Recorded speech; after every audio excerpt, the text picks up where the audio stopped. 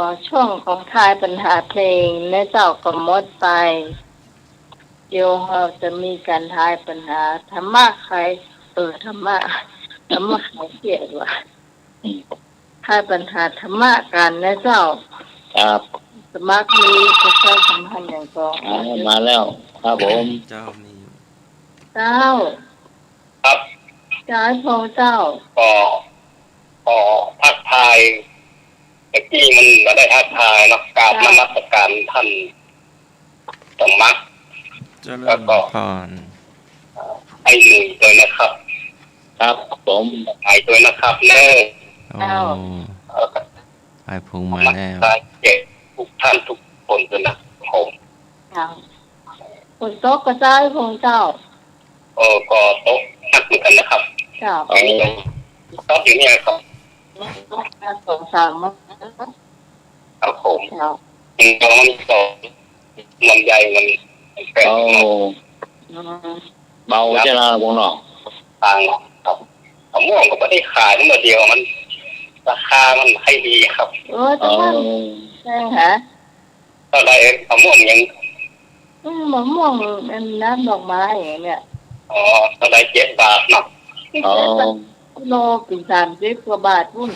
ดีกะมันต้องเก็บเองเนาะเจ้ามันมีหลายอย่างมะม่วงถ้ามันงามแก้ก็ได้อยู่ครับถ้าบานเป็นจ่วยครับเนาะของผมมันไอ้ทองดำมันเอาไว้เงินได้มันก็ราคามันมีอยู่ประมาณ600 กว่าต้นนะครับผมหม้อทองดำลำนะครับเอาไว้เงินได้ครับหายยากหม้อทองดำนี่นะมีเยอะแยะเลยอยากลองกินก็มาได้ครับนี่วันห้องนึงได้ครับน่าจะมีโอกาสจะมีงานจะเอาไปกินไปกินกันกินก่อนนะครับเนาะครับเดี๋ยวผมจะลองครับผมนี่บอกนี่มานะครับบะเก้ามานะครับผมครับผมไอ้เรื่องได้เนี่ยมันจะบูดนะจ้าผมไม่จ้าไอ้พงประสางไม่จ้าเปิดฟังอยู่เนาะครับขอบคุณครับขอบคุณนักขอบคุณหลายนะจ๊ะคุณบ่ได้ผมมีอย่างฮู้ครับมีเจ้ากล้าเข้ามาขอบคุณเนี่ยนะครับขอบคุณนี่มันกำมือติ๊กๆเนาะก็ถือว่ากรรมนี้เนี่ยมันแพงกว่ากรรมซื้อกรรมขายกันนะครับ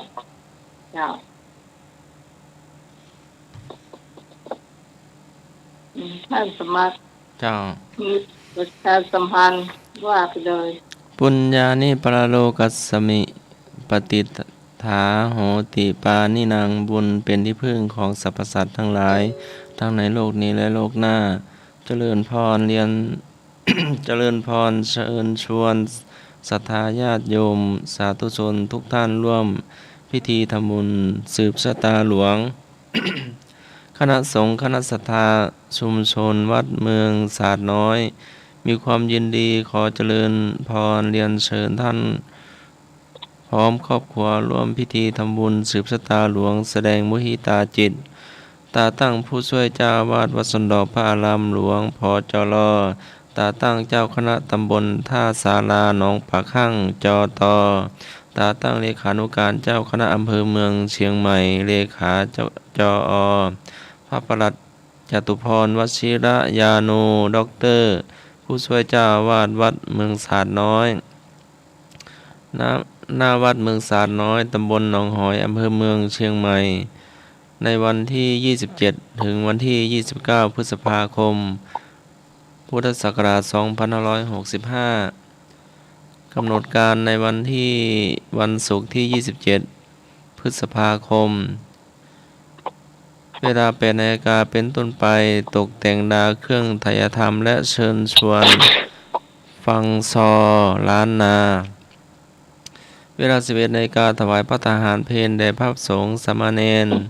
เวลา 12 นาฬิกาเชิญแขกผู้มีเกียรติร่วมรับประทานอาหารกลางวันพร้อมกัน พร้อมลงทาน เวลา 16 นาฬิกา 30 นาที พิธีแห่ต้อนรับตาตั้ง ขบวนแห่ณ 3 แยกต้นดูซอย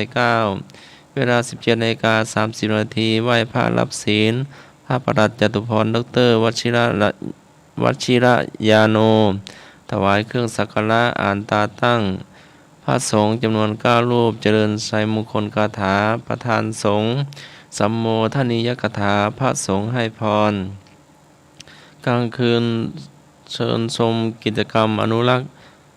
ศิลปวัฒนธรรมล้านนา ในวันเสาร์ที่ 28 พฤษภาคม พุทธศักราช 2565 เวลา 9 นาฬิกา 30 นาที คณะศรัทธาสาธุชน แขกผู้มีเกียรติพร้อมกันณมณฑลพิธี พระประหลัดจตุพร ดร.วชิระยาโน จุดธูปเทียนไหว้พระสมาทานศีล ประธานสงฆ์ให้ศีลพระสงฆ์จำนวน 40 รูป สวดพระพุทธมนต์ พิธีทำบุญทักขินานุปทาน ถวายจตุปัจจัยเครื่องไทยธรรมรอบแรก เวลา 10 นาฬิกา ถวายภัตตาหารเพลแด่พระสงฆ์สามเณร เวลา 12 นาฬิกา เชิญแขกผู้มีเกียรติร่วมรับประทานอาหารกลางวันพร้อมกัน พร้อมลงทาน เวลา 17 นาฬิกา พระสงฆ์จำนวน 40 รูป สวดพระพุทธมนต์ทักขินานุปทานรอบ 2 กลางคืนเชิญชมกิจกรรมการแสดงฟ้อนเล็บล้านนา วันอาทิตย์ที่ 29 พฤษภาคม พุทธศักราช 2565 เวลา 9 นาฬิกา 29 นาที คณะศรัทธาสาธุชน แขกผู้มีเกียรติพร้อมกันณมณฑลพิธี พระประหลัดจตุพร วชิระยาโน ดร.จุดธูปเทียน ไหว้พระสมาทานศีล มกทายกอาราธนาพระปริตร พระสงฆ์จำนวน 59 รูป เจริญพระพุทธมนต์ สืบชะตาหลวง ถวายจตุปัจจัยไทยธรรม พระสงฆ์สัมโมทนียกถา พระประหลัดจตุพร วชิระยาโน ดร.กล่าวขอบพระคุณ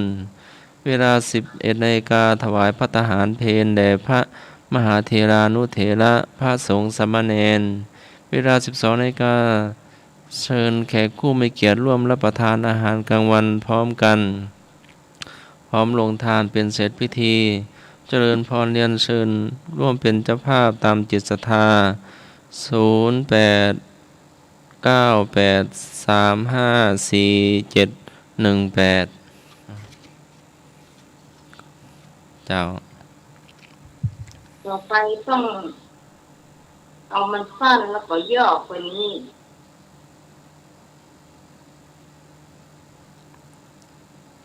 ไปคัดมาใหม่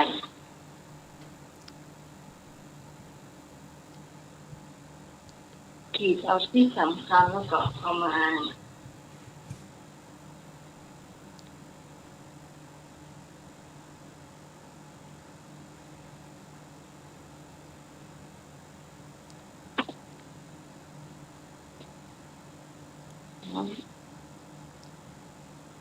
พัดลมข้าวของมาข้าวนอกพัดลมเสือน้อยเนาะไอ้เหนื่อยเนาะ ครับ มาข้าวนอก ครับผมจ้าจ้ะ พัดลมเดี๋ยวเปิดพัดลมมีเปิดพัดลมเสือน้อย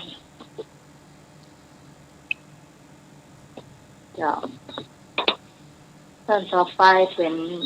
การทายปัญหาธรรมะเจ้าการทายปัญหาธรรมะวันนี้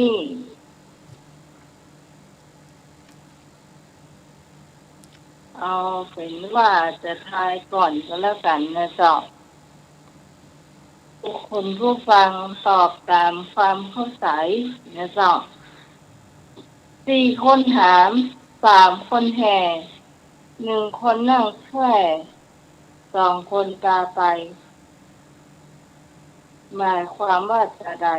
วันนั้นได้ยินไปกับมูถามสำเร็จเอาแล้วคนโยนนั้นนะเจ้า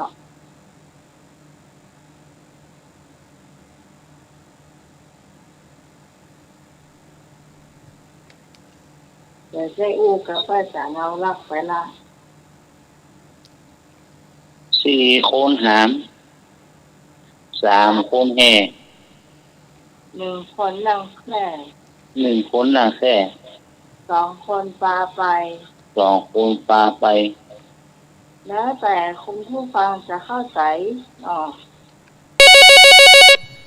บอกมาได้เลยเจ้าสวัสดีเจ้า จ้าสวัสดีเจ้าน้องหวานภาษาต้องสมัครเจ้าคือคนอ่านก็คือธาตุในร่างกายของเราจะดินน้ำลมไฟ4 คนอ่าน3 คนแห่ก็คืออนิจจังทุกขังอนัตตา ครับ 2 คนนั่งคนเดียวเราแค่ก็คือจิตวิญญาณของเราเจ้า ครับ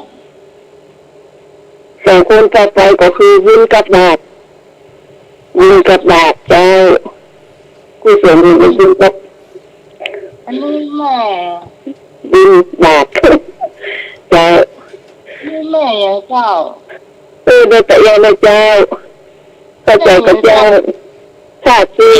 ดินน้ำลมไฟ4 คนหาม แม่ 3 คนแทงเลยก็คือ เจ้า อนิจจังทุกขังอนัตตา แม่ชื่อหยัง 2 คนหนังเสร็จคนเดียวหนังเจ้าก็คือจิตวิญญาณแต่จิตวิญญาณของเรา2 คนต่อไปก็คือวินกับบาปนะเจ้าแต่ว่านะเจ้า เจ้าแม่ชื่อ แม่ หยัง ชื่อหยังแม่ชื่อหยังครับ คือเปิ้น เพื่อวินถือเจ้า แม่สมศรี ห้วย เพื่อ ลา วินถือไม่ยัง แม่ อ๋อ บุญศรี เจ้า ครับผมขอบคุณครับ คุณฟังคุณผู้ฟังจะตอบอย่างแหมเจ้า มาเลยครับเชิญ มาเลย โอ้วันนี้ปริศนาธรรมแล้วเนี่ย เป็นปริศนาธรรมที่ ครับ สมัยได้ยินคนหนึ่งเนาะปัญหามพระอาจารย์เอาลักคนเดียวนั้น ครับ ตอนนั้นพระอาจารย์เอาลักคนตอบผิดไปน้อยหนึ่งเนาะผมก็เลยไปเคลียร์กับเปิ้ลละ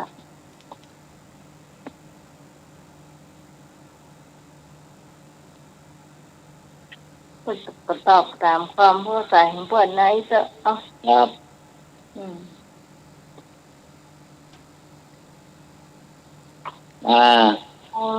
ใครยังร่วมแชร์ด้วยครับ ยาย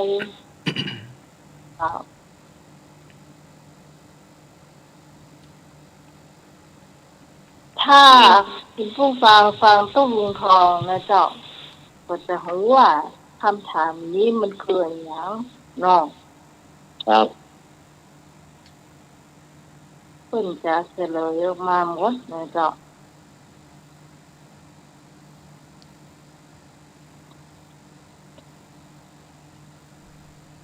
มาแถมเจ้ามาแถมเลยพี่กรณ์ไอ้นึก เรื่องมาช่วยกันแชร์ จ้าพี่กรณ์จ้าพี่กรณ์ก็จะตอบเหมือนแม่นั่นนะจ้า เอา 4 คนหามก็คือธาตุทั้ง4ดินน้ำลมไฟเนี่ยประมาณเนี้ยจ้ะแต่3 คนแห่นี่พี่กรณ์เข้าใจว่าความรู้สึกตอนที่ไม่รู้ว่าเราจะตายหรือว่าจะอะไรนั่นคือมีพระพุทธพระธรรมพระสงฆ์อะไรความเข้าใจนะ แล้วก็1 คนนั่งแคร่ก็เหมือนที่แม่เพิ่นบอก ครับ เหมือนว่าเราตายแล้วเราแตกดับ แล้วก็2 คนพาไปก็คือบุญกับบาปหรือว่าขาวกับดำนั่นแหละจ้ะประมาณนี้จ้ะความเข้าใจของพี่กรณ์นะ จ้า แล้วก็อย่างที่แม่ว่าเมื่อกี้ก็อนิจจังทุกขังอนัตตานั่นก็ใช่จ้ะ ครับ จ้ะก็จะตอบเหมือนกันนะจ้ะประมาณ ครับ เจ้า เยอะ มีไข่กรอบแถม พี่ชาย ครับ เจ้า ช่วยกันแชร์ ช่วยกันเนอะเพื่อมาตีปัญหาไม่นวลเจ้าไม่น เอา ว ไว้ ล เลยอย่าบูดนะ ตีปัญหาได้ดีเนอะ ครับไม่นอนก็เก่งเหมือนเนิ่ เจ้า นวลโทรมาแล้วเจ้า แชร์กัน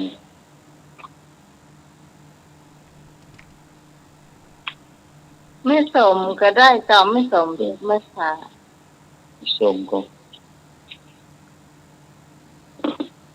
ฟังมันนะฟังพระอาจารย์หลายรูปหลายองค์เนาะ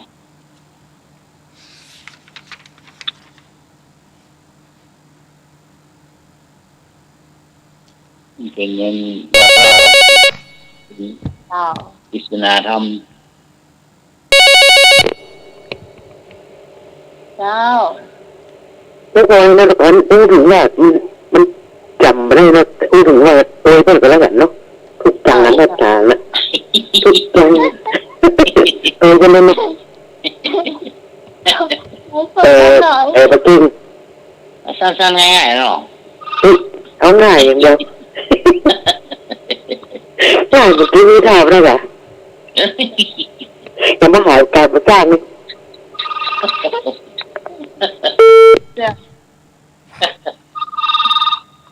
ตามสวยแล้วเพื่อนนะ เฮ้ยเจ้าเนี่ยสมเลยเจ้า ครับ สี่คุณแหมก็ด้วยธาตุทั้งสี่นะเจ้า เจ้า ครับ จำคุณแห่นะก็จิตวิญญาณ ครับ หนึ่งคนนั่งแค่นั้นตูงเจ้า ครับ สองคนไปก็คือบุญกับบาปเจ้า ครับ เจ้า อันนี้แต่ละคนเนาะตอบไหมอ๋อ ครับ ดีเขาว่าต่างคนต่าง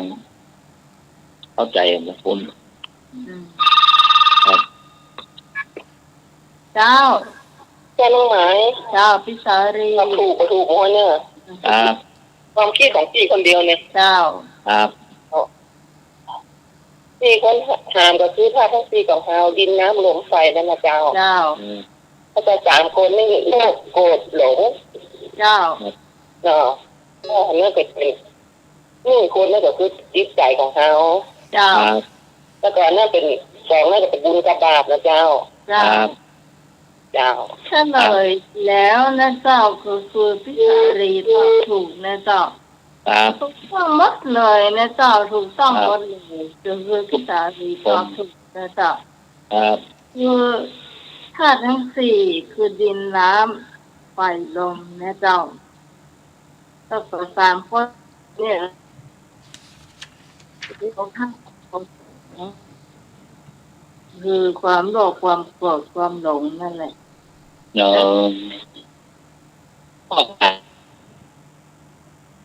นี่คือวิสัยของเขาที่อยู่ในตัวของเขานั่นน่ะเขามีกายถ้าใจเขาจะเป็นผู้ฟัง ครับเนี่ย ใจเขาอยู่ดีๆแต่ถ้าใจเขาฟังไปทางใดก็จะไปทางนั้นน่ะ ครับ เจ้าฟังไปตั้งมาดีก็ไปตั้งมาดีอ่ะ ครับมันจะมีมันก็หมดละโคโหละเนาะ แล้วก็ เล็กน้อย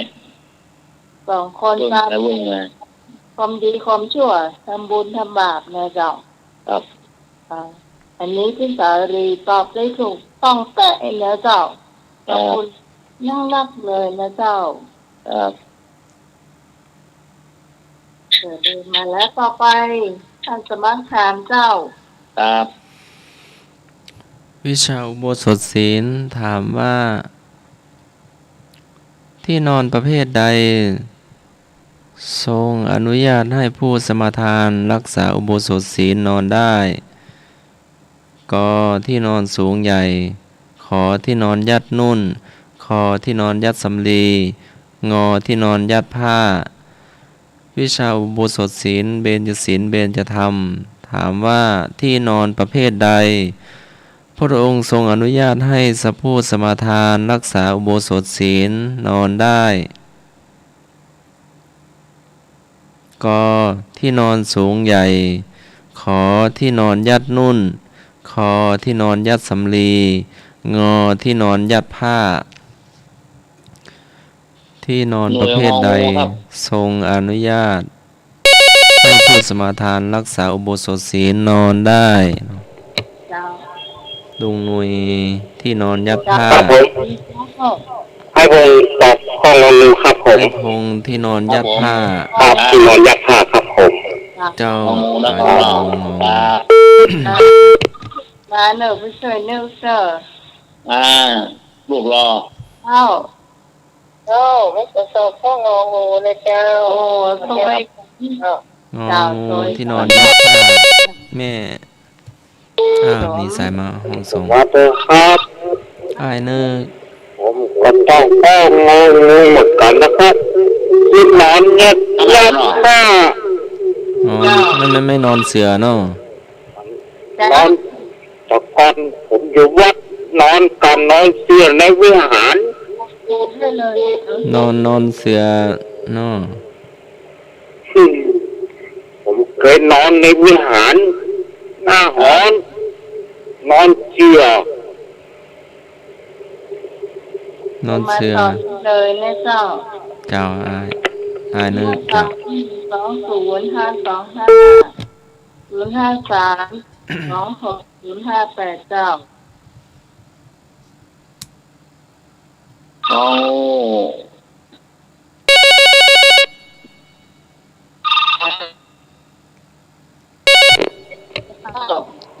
เจ้า หมายแล้วก็มางูเนอะ ครับ พี่ต้องเอาข้ององูได้เลย ที่นอนยัดผ้าพี่ตอง เจ้า แม่บุญโตยเนาะ เจ้า คนตองเนาะ เจ้า ที่นอนยัดผ้า มาเนอะส่องกับอันที่ มาแล้วงูตาใสมากๆงูเขา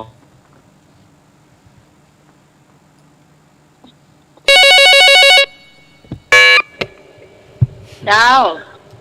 พี่กรณ์จ้าพี่กรณ์ก็ตอบข้ององูเหมือนกันจ้ะ ครับ ที่นอนยัดผ้าจ้ะ ครับ โอ้โหรวยกัน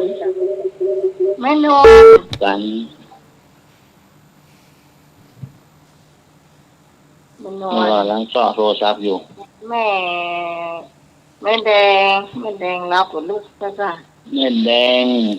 แม่บัวเขียว บวกเขียว แม่บัวลอย เป็นคอยแม่เสียงสามยอด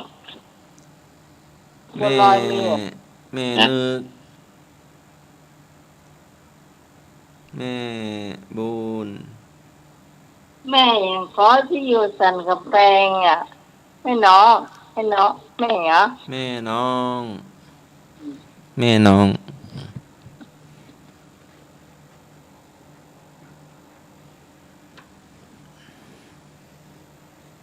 ผมมาสอบได้เนอะเจ้า 0532260588ติ้ม ไม่จนที่ขายก็ไหนนะเฮ้ย ครับไม่จะติ้มได้ยินเสียงหลายวันละอาทิตย์ละ ครับ เอารับสายนะ เจ้า ครับ โอ้ที่อยากจะแลกเป็นจันเจ้าง องูไม่พอเอ้ยไม่บอก เจ้า แค่คอยนอนเนาะก็ฟังงู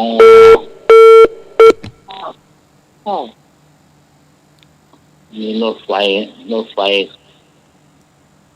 เจ้าเหยียน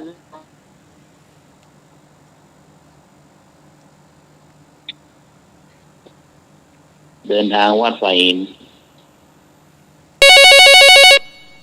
มาแถมเลย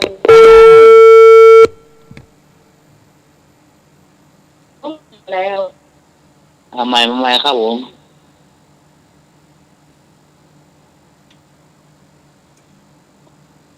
ผมมาใหม่ไม่ทราบ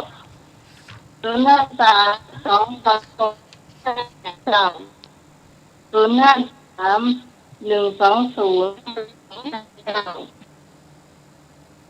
120 ไอ้บ่าวป่าแดงเจ้าป่าแดงได้ทั้งไอ้บ่าวดอกแดง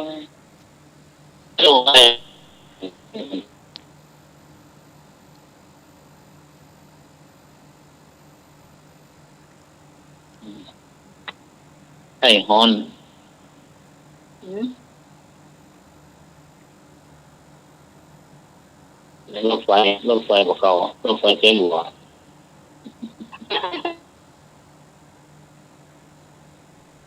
โมชวาคือชวา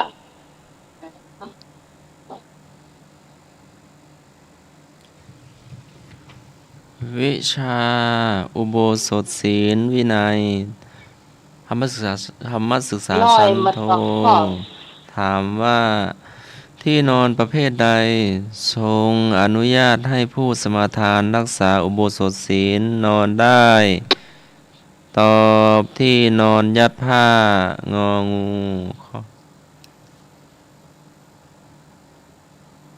งองูเนอที่นอนยัดผ้า อ๋อ เที่ยงกับไปแล้วเป็นจ้าลูกหมดเจ้า ครับครับผม คำถามข้อที่สองวิชาอุโบสถศีลถามว่าเพราะเหตุใด จึงห้ามผู้รักษาอุโบสถศีลดูการละเล่นต่างๆ ก็เสียเวลาทำกิน ขอเสียสุขภาพจิต ขอเสียทรัพย์ งอเป็นค่าศึกแก่กุศล เพราะเหตุใดจึงห้ามผู้รักษาศีล ผู้รักษาอุโบสถ ดูการละเล่นต่างๆ ก็เสียเวลาทำกิน ขอเสียสุขภาพจิต ขอเสียทรัพย์ งอเป็นค่าศึกแก่กุศล งองูกะ ค่าศึก ครับผมอาจารย์ตอบข้อหนึ่งครับผม ครับ ยักษ์ ครับผม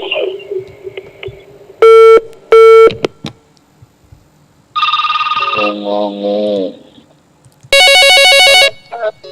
ไม่สอง ไม่สม งองูหน้า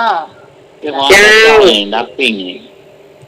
เข้างองูเหมือนกันนะเจ้า เจ้าพี่ตองงองู เจ้าก ระบง เจ้า ไปไป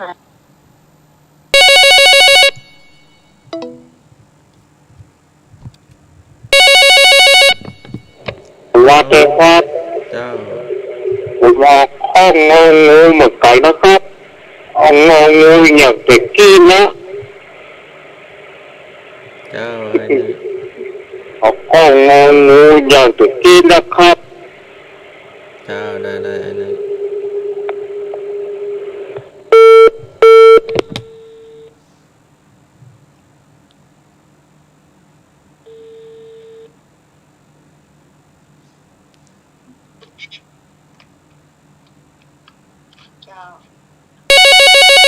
ลุงหน่อยฮัลโหล นมัสการเจ้างองูนี่เจ้าท่าน งองู ไม่พอเจ้า แม่พลอย แม่พลอยหรอแม่บุญ เจ้าแม่ซอยถึงแม่บุญเจ้า แม่พลอยแม่บุญงองู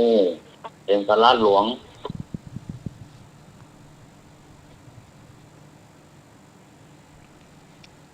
ไม่ส่งจะตอบไปแล้วงองูงดเลย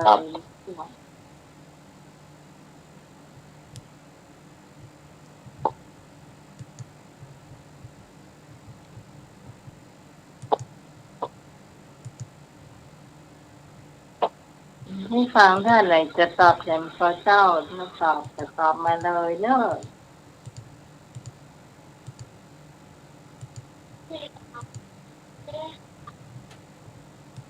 คนความจำ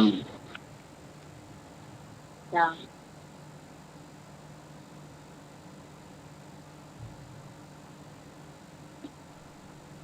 อยู่ถ้าเอาบักขึ้นไปอย่างนี้มันต้องลืมบอกเนาะจะมองเสมอว่าถ้ามันได้จีมันดัง ทีเราก็ต้องมาย้อน ครับ มันคือ เนี่ยคือ เนาะ คือสมองอะเนาะสมองนี่มันว่างมันจะลืมบอก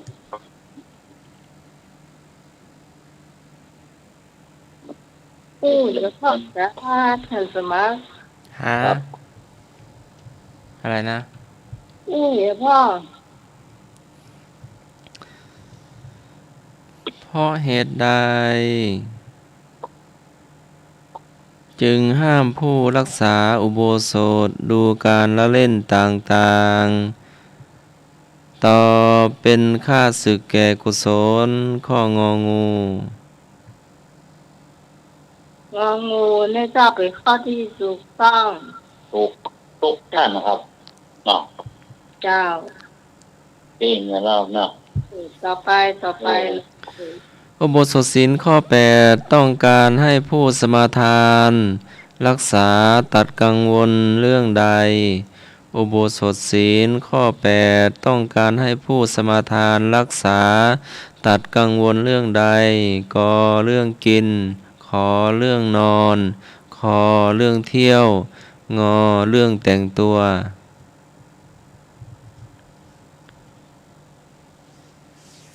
งองูครับ งองู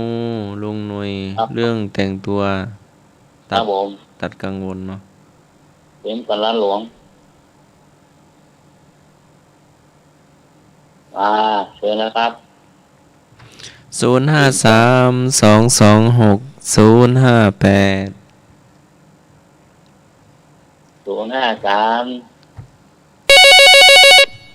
มาแล้ว 120 525 เดินพร สวัสดีครับ เจ้า อันนึง สวัสดีครับ อันนึงตอบเลย ตอบว่าใด คำว่า เหรอ เจ้า ครับ ได้ยิน แล้ว ได้ยิน คำนี้ขอตอบข้อไว้ เรื่องเที่ยว บางงองูละ เรื่องเที่ยวคอควายเรื่องเที่ยว ก็ว่องนั่งอ่ะไอ้นี่เราคอควายเขาว่องเนาะ ข้อควายเขาหวาน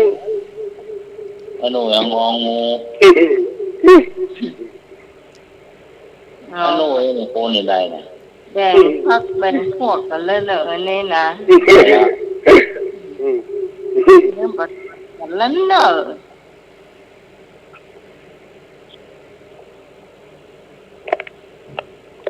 นี่ก็คอควาย 053-120-525อย่างไม่บูนข้ออย่างครับ 053-226-0589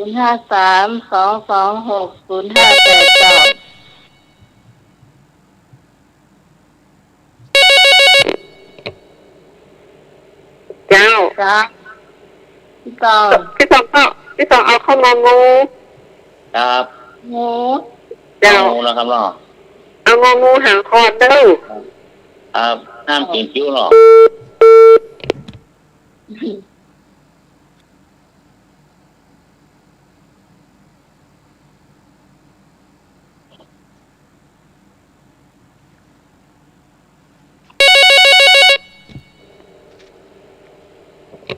ฮัลโหล นมัสการเจ้า เข็มกันรัดหลวงเจ้าไม่พอ ซอย แม่พลอย พอ เข็มกระดาษหล เป็น ว ปลาร้าง หลวง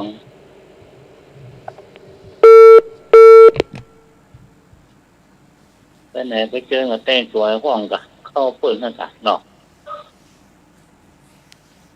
แดงถ้าถือกินแปดทำได้แหละ เนาะ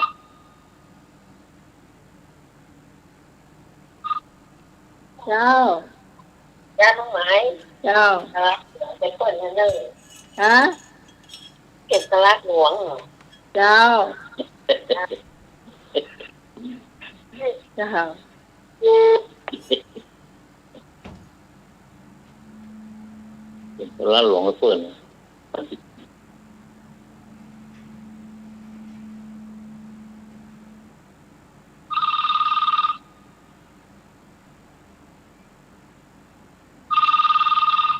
มีสิ่งแปดเนาะ พี่กรณ์จ้า ครับผม ตอนจะเอาข้างวางงูเหมือนให้คุณแม่จ้า ครับ ไอ้นึกเอาคอควายเขาว่องว่ะเจ้า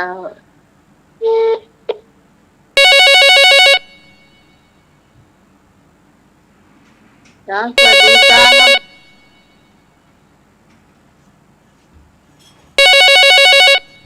สวัสดี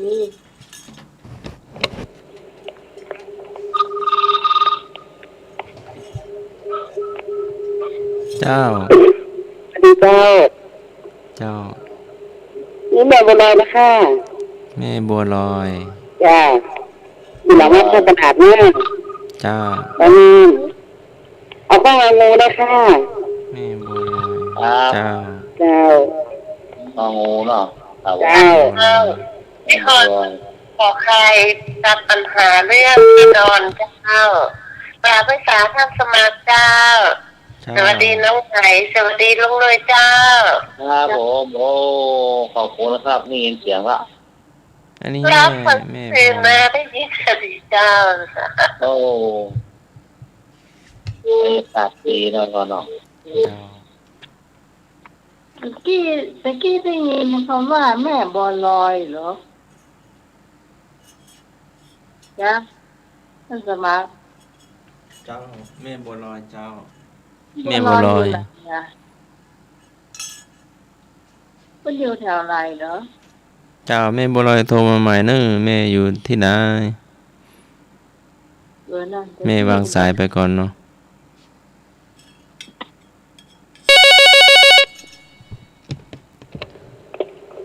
จ้า ฮัลโหลสวัสดีเจ้าน้องหมาย ฮะ แม่บัวลอยอยู่ที่ตำบลปางห้ามเลยค่ะหลังวัดท่ากระดาษเจ้า แถววัดท่ากระดาษเด้อ เจ้า แม่บัวลอย จ้า อยู่วัดแถวท่ากระดาษ เจ้า ตำบลอย่างแม่ ตำบล ปางห้ามค่ะ ตำบลอะไรนะ ปางห้าม ตำบลฟ้าห้าม ค่ะ ท่ากระ มั ดาน ษ จะยิงตั้งใต้ตำบลแผ่นดินเสื้อเนาะ เจ้าเจ้า เจ้า ครับขอบคุณครับผม จ้าสวัสดีค่ะเลย ครับนี่ครับ สวัสดีค่ะน้องหมาย เจ้า สวัสดีค่ะอาจารย์สมัครเจ้า ครับ เจ้าแม่บัวลอย นี่ก็บอกก็อย่างอ้อมามาด้วยนะครับ เจ้า ครับ เจ้า เจอเตเนี่ยไม่มัดไม่เมินเลยลืมนะ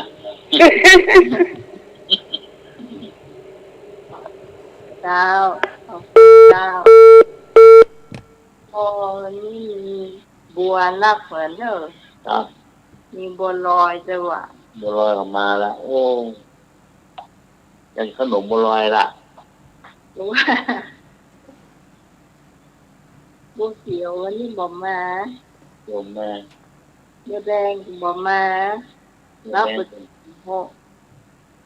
บนโต๊ะที่สินานแห้ง ใจไอ้ ฮะ คนตื้อคนเอื้อน ฮัลโหล สวัสดีครับผม ครับ อันผมผู้พิการด้านสายตานะครับผม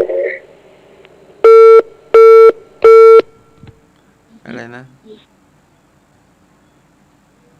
นี่จากไหนนี่จากไหนมาจากไหนอย่างใหญ่เลย อ้าวโทรมาใหม่เนอะตะกี้เห็น โต๊ะไม่นอก สวัสดีครับผม ครับ โทรมาจากแป๊บหนึ่งแล้วก็วางไปเลยจำไม่ได้แล้วเนาะ ครับ ต่อไป โต๊ะไม่ครับ จะเป็นพระเนนที่กำลังท ำเรียนหนังสืออยู่เนื้อเจ้าสอบมาได้เนื้อเจ้าเจ้า ไม่หาย เจ้า นี่มันบอกคนพิการทางสายตา ที่ไหน แต่คนบอกไปเกี้ย มันไม่ได้ยิน น้อง ครับ บอย นี่ โอ้หนึ่ง บ่นบอกอยู่ไหน เพราะว่าพิการทางสายตาเนี่ย อ๋อครับ คือน้องไม่ได้ยินเลยนะขนาดท่านสมัครนั่งหน้าโทรศัพท์ยังหมูเรื่องเลย อ้าว คอยจะ ไอ้คนโทรมาใหม่เนาะได้ยินชัดว่าสวัสดีครับ ตัวใหม่เนาะ เจ้า แล้ว โทร ก็ มาแล้วครับ มันพูดติดกันเนาะ ครับ ติดแล้วรวดวางสายเลย สวัสดีครับ ครับ ที่เป็นพิการทางสายตานะครับที่โทรตะกอนเนาะ เพิ่นชื่อหยัง ที่เป็นช่วยอาจารย์วิศวะแต่งเครื่องอย่างนะ อ๋อ เพิ่นอยู่ไหน อยู่ในหูนะครับแต่เปิ้นพิการทางสายตาให้ลูก อืม เปิ้นเคยช่วยอาจารย์แต่งเครื่องอย่างหู เลือกครูได้อย่างไรว่าเปิ้นช่วย เปิ้นบอกเอาตะกอนแล้วที่ไปโทรมานะ อืม อ๋อโอ้เมื่อแล้วครับ น้องน่าจะหู ผมจำไปได้อยู่ครับ ครับ กันเดี๋ยวเปิ้นโทรไปยืนยันค อันนี้มันน่าว่าถ้าเรื่องทุกอย่างถ้าเรื่องเนี่ยอาจารย์มันดีเปิ้นแต่นะนี่อุตส่าห์คือเนี่ย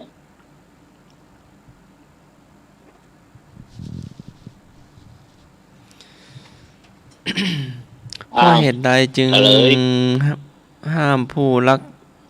ษาอุโบสถศีลดูการละเล่นต่างๆ เพราะเหตุใดจึงห้ามผู้รักษาอุโบสถดูการละเล่นต่างๆ เพราะเป็นค่าศึกแก่กุศลข้ององู คือแล้วเจ๊กะอันนี้มันพ่อไปที่นี่พ่อใหม่ไปที่ทำอย่างนี้ ก็ที่นอนยัดผ้าก็ถามไปแล้วเนาะ จะทำไปแล้ว นี่48จ้ะ เนี่ย48จะไปใจละสมาธิยุ่งละ อุโบสถศีลข้อ 8 ต้องการให้ผู้สมาทานรักษาตัดกังวลเรื่องนอน ข้อขอไข่ ขอขายที่ฮอนดูคนเดียวเจ้า ครับ พอแล้วก็หรือว่าจะได้แบ่งช่วงอื่นพ้องเนาะช่วงกรรมเก่าช่วงเราเจียช่วงอะไรอย่างช่วงจุดๆเนาะช่วงเรานิทานอาจารย์นราก็ดูแลอยู่ เจ้า แม่อยู่ กรรมเก่าเนาะจนต่อไปนี้กรรมเก่าสำหรับนิทานก็รอไปเสาร์อาทิตย์หน้านะเจ้าผมเน้นรักปัญโยนั้นก็จะเข้ามาเล่านิทานเสาร์อาทิตย์นี้ก็ลานะเจ้า2 วันด้วยกันอดไว้ก่อนนะเจ้า กรรมเก่ามีว่าจะได้แ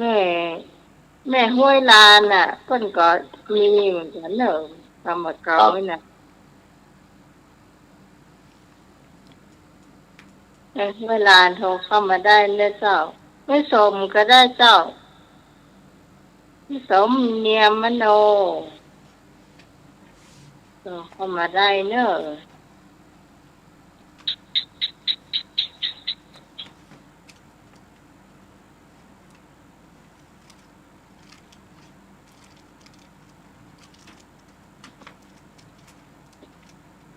ตำบะเกาเนาะ อืม ตำบะเกา มีหนังสืออยู่แล้วให้หน่อยให้สมัคร ตำบะเกาครับเช่นว่าถามนักได้ปัญญานั่งพอหน้า ได้กล้าโกนด้านกว่า ถามนักได้ปัญญา ครับ นั่ง ถาม ก่อน นักได้ปัญญานั่งพอหน้า ได้กล้าโกนด้าน มันก็แม่นนะจ๊ะ นะ สมมติว่าเราไปฟังพระเจ้าเทศน์นี่เนาะ ครับ ถ้าเข้าใจก็ถาม ครับ เอามานั่งอยู่อิงกระเต่าหรือว่าอิงฝาผนังเขาก็ได้กล้าโกนด้านนะจ๊ะบาง อ๋อ คนอยู่หั่นน่ะนึกๆนักอย่า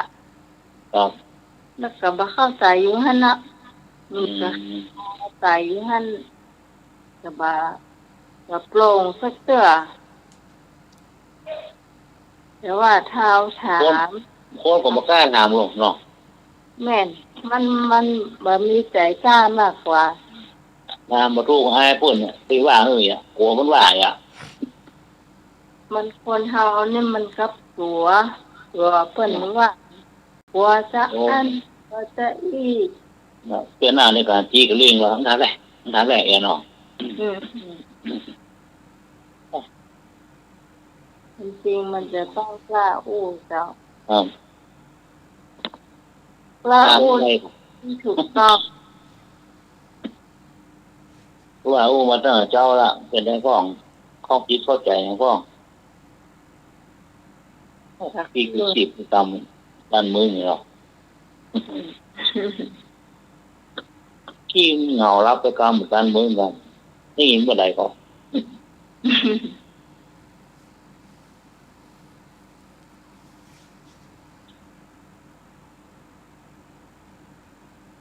บางทีเอาฟังวิทยุก็เหมือนกันเจ้าเนาะ ครับ ฟังคือเจ้าท่านนั่นท่านนี้เสร็จเป็นอบรมว่าใดพอ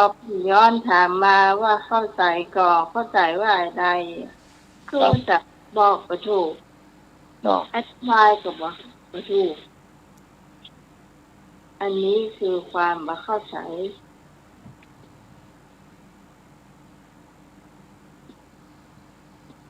บ่เข้าใจหรือว่าบ่ตั้งใจฟังบ่รู้นะฟังแล้วเพลินจ้ะ โอ้เสื้อเขาหน้าจะดีอ่ะคุณไปอยู่บ้านบ่หรอกอย่าแกงทะเลอันหม้อร่างเชื่องขาอย่า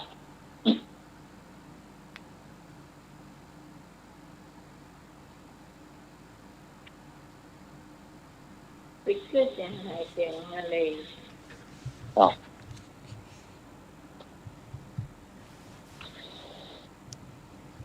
นี่คือฟังธรรมะเมื่อตอนนี้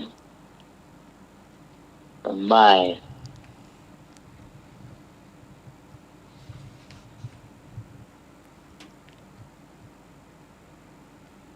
เพราะว่าคนที่ถามไทยขอข้องโปร่งใสข้องใจเรื่องก็ต้องถามเนาะถ้าถามจะนั่งดูหน้าก็จะได้แก้ความไม่เข้าใจ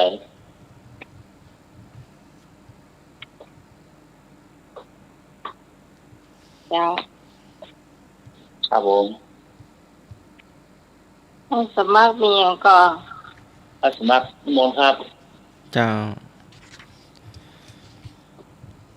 หันเงินหน้าดำหันคำหน้าเศร้า เมื่อย นี่ก็ เจ้า นกแก่แล้วนี่นะ นี่เนาะ บ่ โอ้ ปี โห อย่างสักอย่างแล้วเนี่ย ครับ บ่คือถึงปีถึงน้องคืออย่างสักอย่างหักเงินหน้าดำหันคำหน้าเศร้านะ เอา เอาเงินว่าอย่างเดียว เนาะ เขามันได้นั่งดักก็จุ่มแบ่งไผอย่า เอาลูกเดียวเนาะ เอาลูกเดียวบ่ปานไผทั้งนั้น โอ้ ที่ถูกกันทุกวันนี่ก็เยอะก็ผ่านเงินหน้าดำหันคำหน้าเศร้าเนี่ย ครับ อยากที่จะเป็นคนที่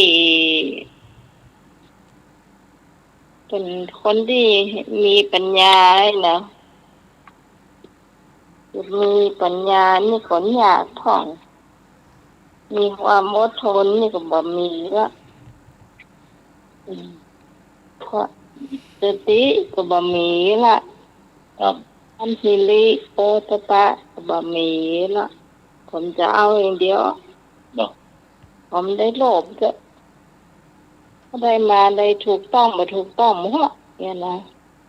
เอาอย่างเดียวเนาะ เจ้า ยังแกล้งคอเซ็นเตอร์เลยเนาะ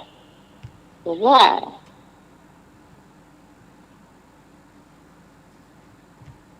เดี๋ยวนักกว่าครับเงินเนี่ยเอาอย่างเดียวเพิ่นเดือดร้อนหัว พูดถึงแก๊งคอเซ็นเตอร์เนาะ ครับ มันก็มีหน้าเจ้าคนผู้ฟัง มารูปแบบใหม่ๆโดยเฉพาะมา ดูข่าวโดนโต้เหมือนขายออเดอร์โรงแรมเอาขายทางออนไลน์ขายที่พักที่โรงแรมพวกมาขายเอาโดนโต้มไปเป็นหมื่นกว่ารายอ่ะหลายพันคนอ่ะ อืม เข้าที่พักอ่ะ800 บาทต่อคืนนะมีอาหารทีเดียวก็โดนโต้มของเรานี่ขายออเดอร์ขายโรงแรมเจ้าของโรงแรมเพิ่มโรงแรมของเรา แล้วมาโรงแรม 800แสดงแล้วน้องออกมาเปิดสองใบปันไปเนี่ยเกียร์ มีข่าวมันได้ เอาเนี่ย อืม เข้ามาได้ เงินอันดำเนาะ ระวังใน เงิน เจ้า อันดำนะครับน่าเศร้า อืม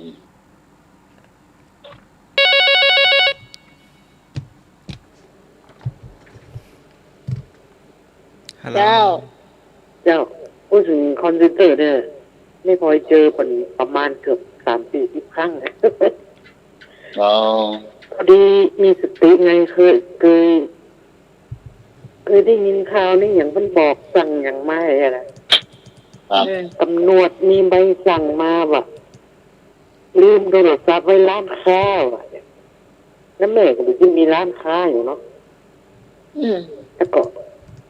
ไอ้อย่างที่ขับรถขับลาว่ามีใบสั่ง2 ครั้งก่อนเนาะไม่ว่า อืม ไม่ว่ามาเลยอ่ะมาพอบ้านนี่เลยแก้ขาโดนในวอเลยอะ มันปละโทรศัพท์เลยอ่ะแล้วก็ อืม เขาก็บอกมีร้านค้านะอันหนูลืมโทรศัพท์ไว้ตรงร้านป้าอยู่อะแล้วตอนนี้หนูอยู่ไหนอะอยู่ลพบุรีอ่ะลพบุรีกับเชียงใหม่นะเอามันเกินไปแต่ว่ามันเพิ่งมาเคโอนเงินว่ะ คุณเงินหน้าดำหน้าเศร้า ไม่โอนมาบอกมันอีก7 ชาตินะมึงมาเอาเลย มันด่าว่ะ โอ้มันยังไม่ย้อนมาด่าเลยนะนิดใจว่าอีแกมึงรู้ได้ไงมึงไงกูแกเลยว่ามันไปมึงมาดูสิอ่ะถึงบ้านเลยท่าน เงิน หัวขาเลยโว้ย เงินหน้าดำความหน้าเศร้า เม่น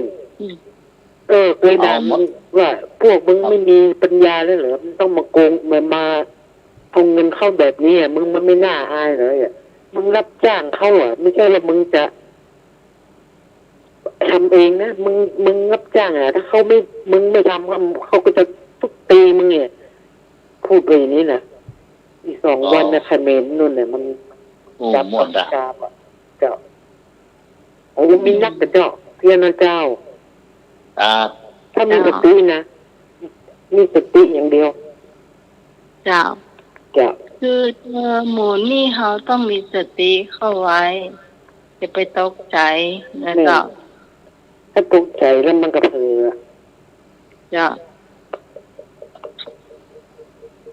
อันเงินหน้าดำมันคำหน้าเศร้าเนาะอันคำทุกเนี่ยตัวหายคำใส่หัวเราะ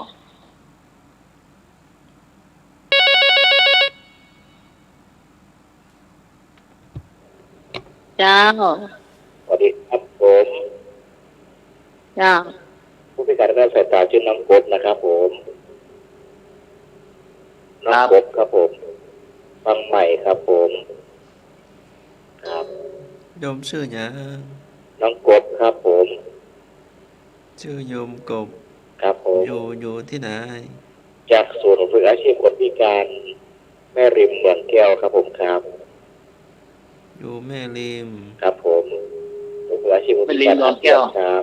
แม่ริมบ้านดอนแก้วเนาะ เมืองแก้วครับผมบ้านน้ำต้นครับ บ้าน ห น้ำ มู่ ต้น 1ครับผม เป็นนักต้นเนาะ ครับผมครับ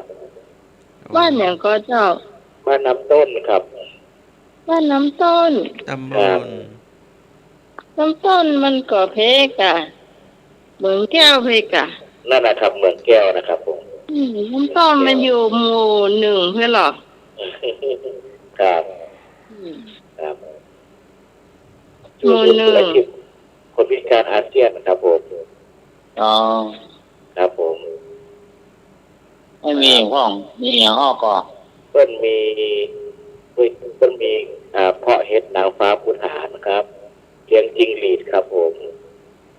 โอ้ ครับ แล้วก็มีก๋วยเตี๋ยวเรือครับผมครับ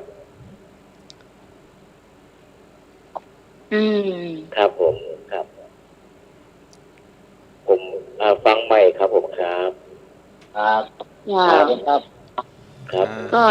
เป็นหมู่1นี่ก็มันที่ไก่บ้านน้ำไหลเหรอมาอยู่หมู่4อะเจ้า อ๋ออยู่หมู่1นะครับผมครับผม หมู่4เจ้า อ๋อครับยินดีครับผม ชวนเพื่อนฟังตัวนึง ครับอัตอีนนะครับผม ครับครับ โมทนา ตำกันตำบลเดียวกัน เอิ่มคนบ้านเดียวกัน ครับผมขอเตือนหมู่เฮาทุกท่านทุกคนเรื่องที่แก๊งคอร์เซ็นเตอร์หรือว่า18มงกุฎนะครับ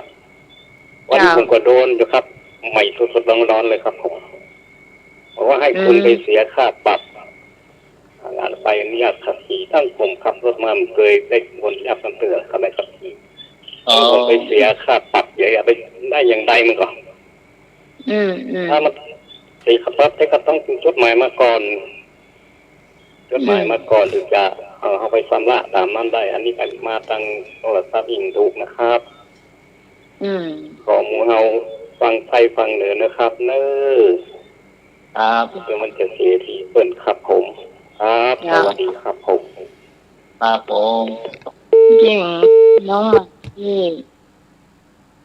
มีอยู่ๆก็จะมีโทรศัพท์เข้ามา เบอร์บ้านกำแล้วเจ้า บอกว่าพัสดุคุณค้างอยู่ที่ไปรษณีย์นักเลยคุณไปเอาได้เลย พอดีแล้วใหม่ก็ตอบแกไปว่า น้องๆที่อยู่ไปรษณีย์นะตั้งแต่หัวหน้าจนถึงลูกน้องรู้จักหมดเลย ครับ เป็นได้จะบอกรู้จัก ถ้าค้างแล้วรถยนต์ไปใส่เอาไม่ต้องให้คุณมาบอกหรอก อันนี้เป็นแก๊งที่เขา คิดว่าเฮาหูบ่ตัน ครับ เจ้า และแห่งเรื่องหนึ่งที่โทรมาจากกรุงเทพนะเจ้าบอกว่าน้องไหมเนี่ยติดค่าบัตรอีออน 3,600 อืม เมื่อไปจ่าย ถ้าคุณสงสัยให้กดเลข 9ไม่ลงกดเลข 9พอกดเลข 9ปุ๊บเนี่ย มันก็จะไปหาที่คนทับโทรศัพท์เป็นผู้หญิง อืม เขาก็ถามว่าชื่อหยังชื่อแต่ชื่อหยังไม่ก็บอกชื่อปลอมๆว่านั่นเจ้าเพื่อชื่อหยังได้ก็บอกไป ครับ แต่ครับเรื่องบอกชื่อแต่นะเจ้าก็ต้องบอกชื่อแต่เดี๋ยวเขาจะไปค้นปะเนาะ เอา แล้วทีนี้เนี่ยน้องใหม่ก็ถามว่าบัตรอีออนเนี่ย มันเป็นจะใดบอกเคยจ่ายเกิดไม่บ่เคยหูเลยบอกเคยจ่ายแล้วบอกก็เป็นหนี้ให้ตัว ให้โคมเลยล่ะ เพราะว่าถ้าแกบอกว่าถ้าบอกเคยเป็นหนี้เนี่ย มันจะมีเนี่ยหมายเลขเนี่ย ขึ้นมาได้อย่างไรก็ไปหูได้อย่างไรเอาไปค้นมากันแล้วกัน ถ้ามันเจอก็เดี๋ยวก็โทรมาใหม่ อืม แล้วเขาก็ถามว่าบัตรประจำตัวเหรอหมายเลขบัตรประจำตัว ก็เลยบอกว่าจำมาได้ไปค้นชื่อแล้วกันชื่อเนี่ยแต่เอาชื่อคนที่ตาย อืม แล้วอ่ะเรานึกได้น่ะ อืม ปล่อยเขาไปค้นเดี๋ยวตั้งวันนั้นถึงวันนี้ต่อบ่โทรมาต้องไปเดี๋ยวเอาก็รออยู่เนี่ย นึกว่าน้องกี่เนี่ยน้องกี่นางสาวสปอแม่ปิงอีก เอาจะไปบอกชื่อแต่เขาได้อย่างได้เนาะก็ต้องมีต้องมีสติอ่ะสติแล้วก่อนคลิปคนที่นั่งตัวเขายังบอกเลยชื่อนะแต่ว่าเขานี่ตัดสินใจเองว่าเขาจะบอก ครับ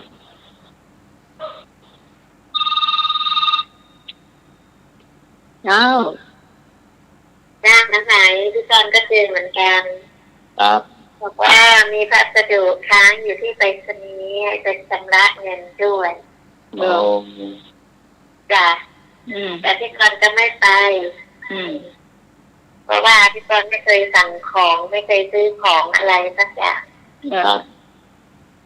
พี่กรณ์ก็ฟังเขาเฉยๆแล้วก็บอกว่าอ้าวเดี๋ยวจะไปเนาะตอนนี้ทำงานอยู่ ครับ เดี๋ยวให้เลิกงานแล้วจะไปเขาบอกเขาเนี้ย ครับ แต่ก็ไม่เห็นโทรมาอีกเลยนะไม่โทรทีนี้เอาเรียกข้อความเข้ามาในโทรศัพท์ โอ้ พูดเนี่ยน้องหมาย อ่า พี่ก่อนก็เจอ แล้วก็อยู่ดีๆก็มีอันเนี้ยของธนาคารบอกว่าอะไรนะสมุดจะหมดอายุแล้วเป็นของธนาคารกสิกรกสิกรก็ไม่เคยใช้ของกสิกรกสิกรก็ไม่ไปอย่างเงี้ยมีหลายๆอย่างต้องมีสติแบบน้องหมายบ้าง ครับ จะทำอะไรก็ถามหมายเลขบัตรประชาชนชื่ออะไร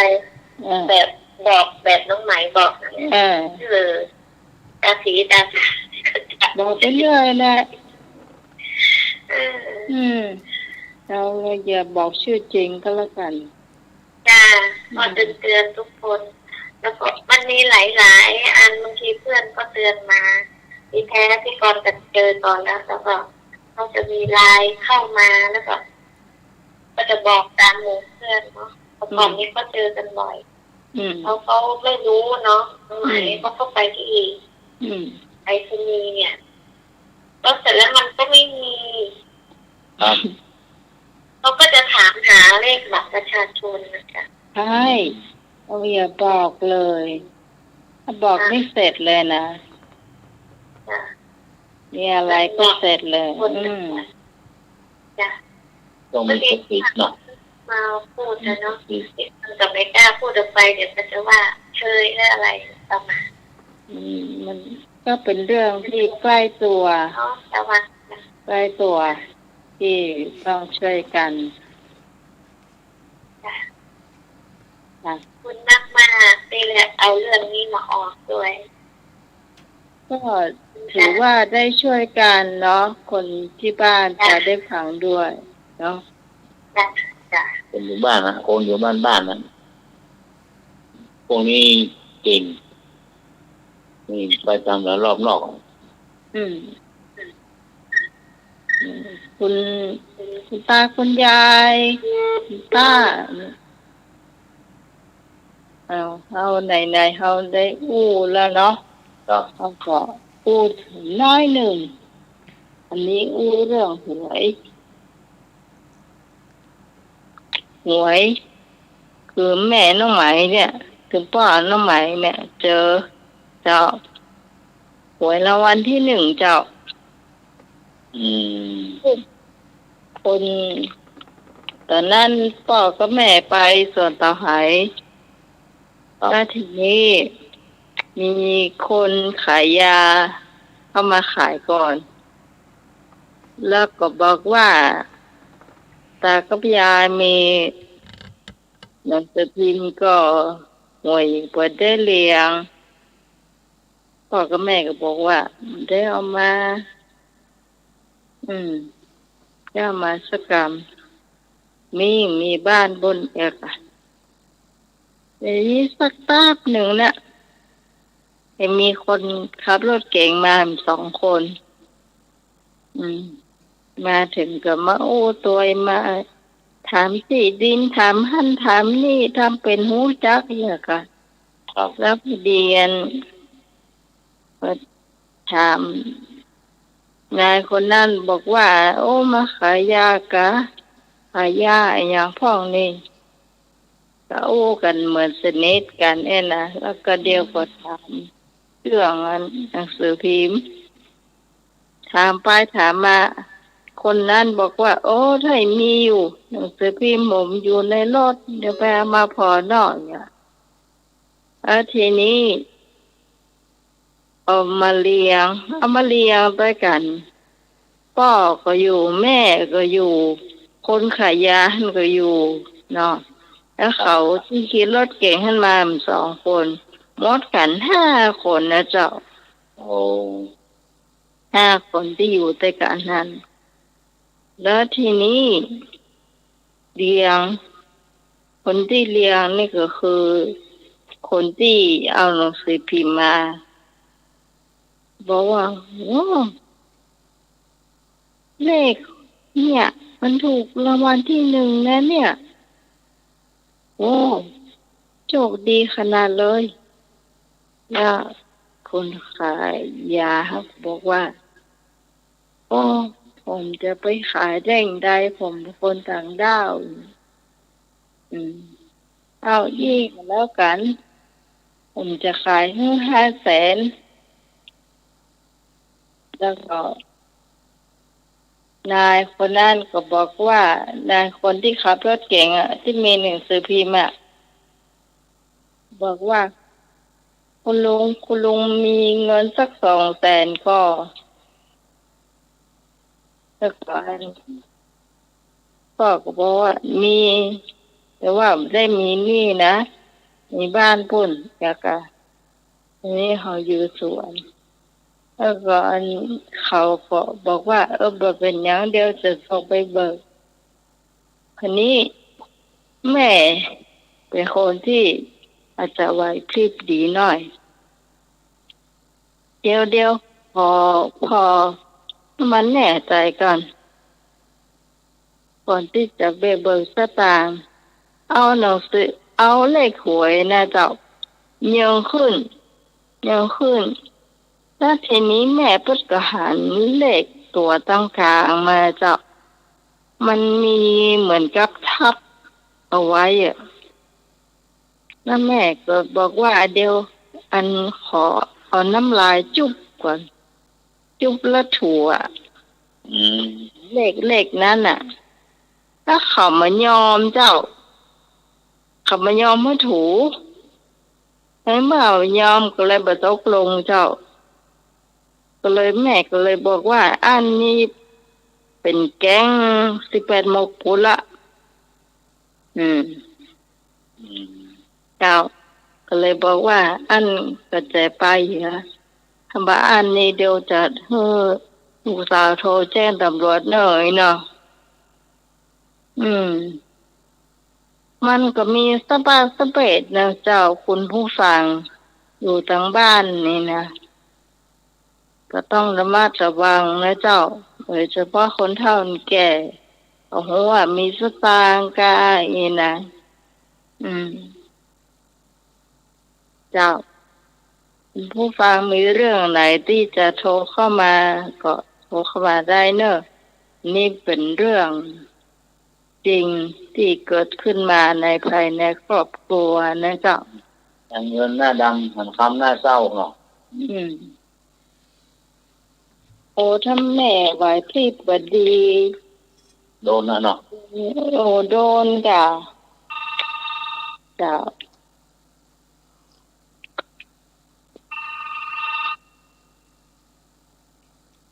เจ้าผมเจ้าอันนี้ผมเห็นเรื่องครับประกันชีวิตนะครับมูเฮากับคนต้องระวังนะครับที่เพิ่งมาประกันชีวิตอันนี้เพื่อนของผมโดนครับลงไปได้7,000 บาทติดต่อได้เลยครับ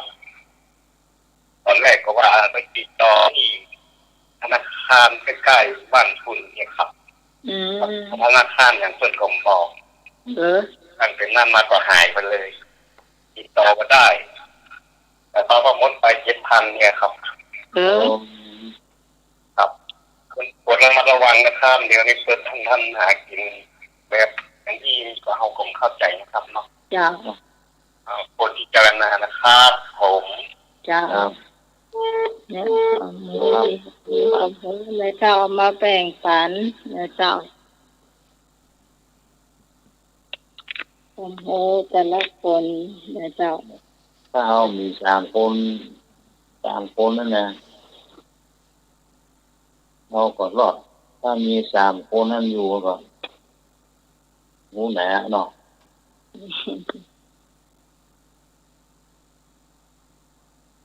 ก็คนเฮามันหันแก่ได้แต่มันบ่ฮู้ว่า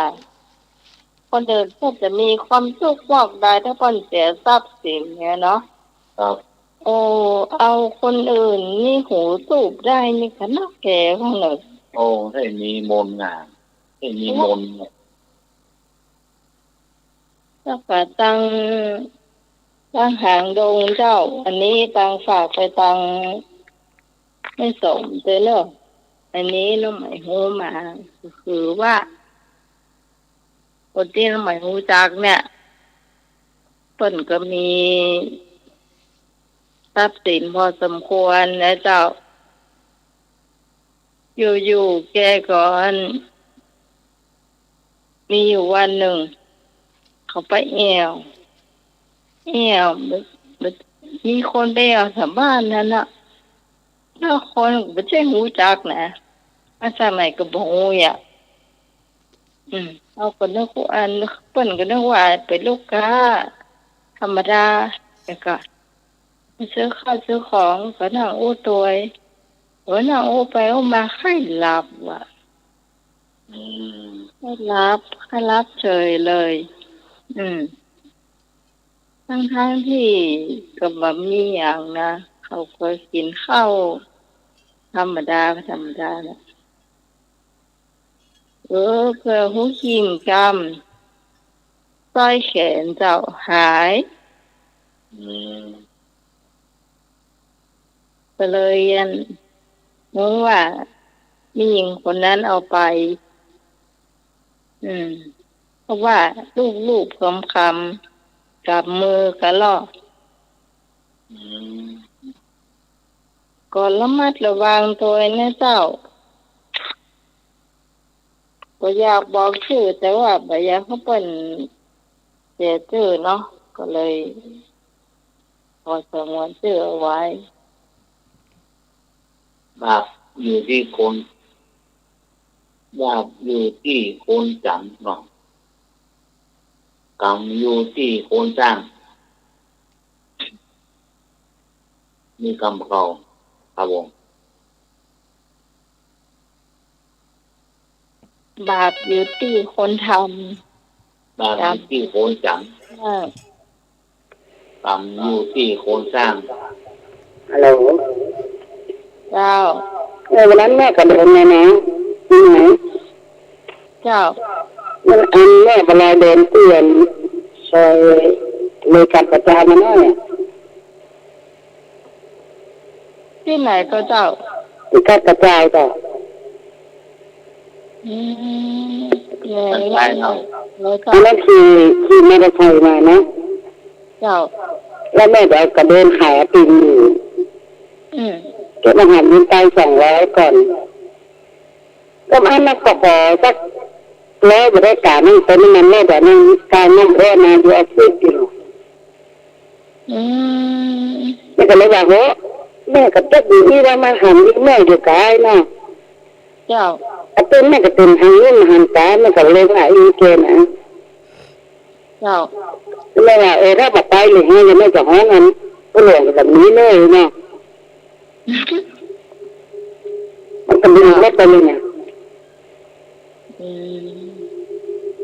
แม่ไม่ก็เป็นหลายเตื้อแล้วที่มันหันยิงเนี่ย เนาะ อืม โดนหลายเตื้อแล้ว เออ แล้วก็ฟังตะกี้ก็ว่ามันมีที่กายเลย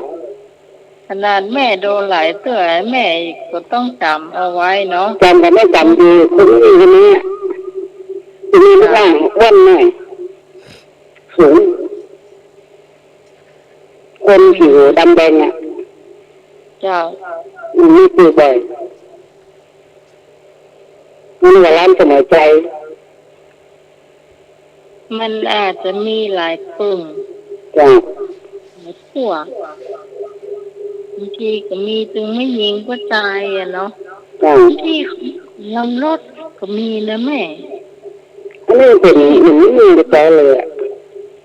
เจ้า เพราะมันงานตำรวจฟังวันนั้นเป็นว่าถ้านี้ถ้าไม่เจอแม่เบนใจแม่แล้วแม่ก็โทรมาผมคัดอ่ะ เจ้า อืม ถ้าระหว่างแม่กับจ้างก็ต้นหามก็ได้แม่ขายปีนหาประกันนะจ๊ะ ไอ้เดียวก็เจ้า แม่เดินขายของปีนหาประกันทุกวันนะจ๊ะ อ๋อเจ้า ก็จะเดินสายร้านข้าวซอยข้างนั้น ข้าวซอย ร้านสมัยใจค่ะ อ๋อเจ้า แม่ไม่จะจอดหน้าร้าน เจ้า แต่อันนี้ไม่กินไปแน่ ครับข้าวซอยแม่อย่างวะครับ แม่สยาม แม่ แม่ไปเลย แม่บัวลอย ใช่ ข้าวซอยแม่บัวลอยครับ ใช่ ครับ ฟ้าห้าม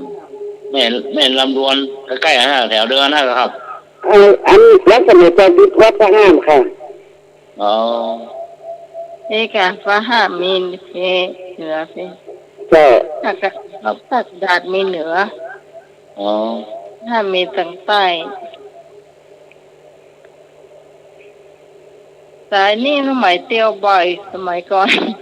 เดี๋ยวบริเวณมันก็เกินนะ เดี๋ยวมันสายเนี่ยแม่สายที่ถนนที่เขาข้ามน้ำปิงไปฝั่งตะวันตกอ่ะแล้วถนนเส้นหนึ่งก็มีสายสารกลางเนาะ ใช่ มันลาดไปทางนี้มันจะโวยอ่ะ ถ้ามาในสายพระห้ามก็ดีกันแล้วจะได้มากินอาทิตย์เลยบ้าง เจ้าเจ้าขอบคุณนะเจ้าแม่เจ้า ขอบคุณค่ะ ครับ ขอ ถูกรางวัลที่หนึ่งไปเลย ครับ ดีจะได้เลยเจ้า จ้า เนาะ จ้า แม่บัวลอยขายข้าวซอย เจ้าแต่ละท่านแต่ละคนก็มาแชร์ความรู้กันนะเจ้า เจ้า ขอบคุณนะเจ้า ถ้ามี3คนแห่เนี่ยถึงรอบ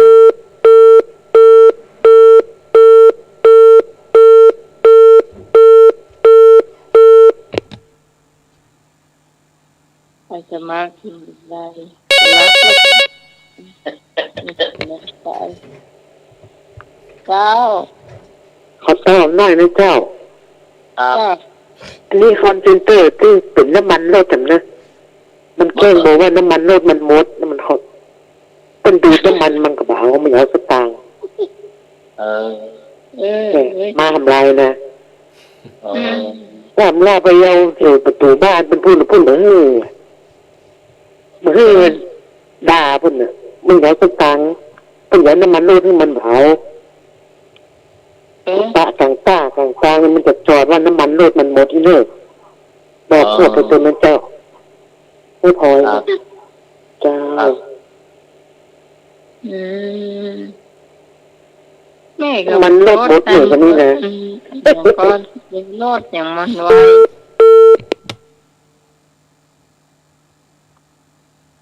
ช่วยกันนะเจ้าดูแล แต่ละคนแต่ละพื้นที่เนาะก็คนต่าง เราจะนักหรอ100 200ได้อ่ะ เจ้าต่างทีมต่างที่เข้ามามันมีความ บอกตัวว่าเรา100 200ต้องแจ้งมันนี่มันเอาเหมือนนัก100 200 บ่มั่นใจ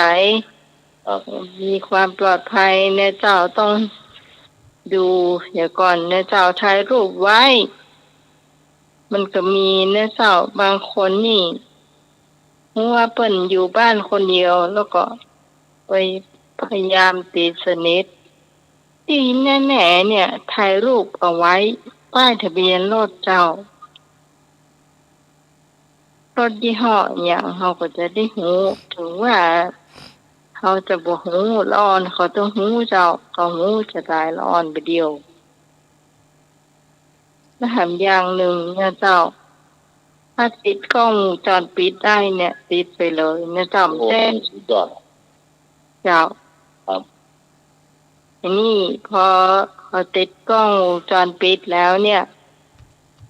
เขามีเรื่องอย่างปุ๊บเนี่ยเขาโทรหาเขาก็จะเปิดกล้องแล้วเขาจะหันละว่ามีเรื่องอย่างเกิดขึ้นเนาะ มันถามว่าตัวมันที่หน้ากล้องบอก เจ้า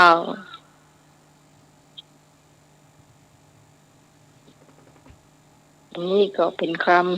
ำเล็กๆน้อยๆที่เราเอามาฝากคุณผู้ฟังเนาะ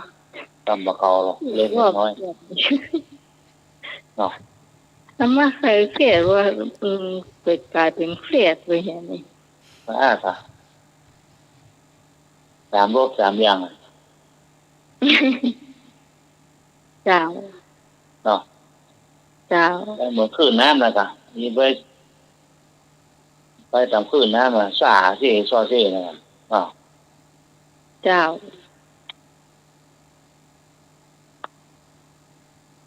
โอ้เวลาก็ใกล้มาติ๊กๆอะไล่มาติ๊กๆอะ เจ้า ครับ ให้สมัครมีเสียกองนี่ เจ้ากัน เกี่ยวนี่จ้ะเอามีโทรศัพท์เข้ามาใส่นี่เนาะ แค่ตัวสีโรงวันไม่มีเสียงข้างหัวกล้องออก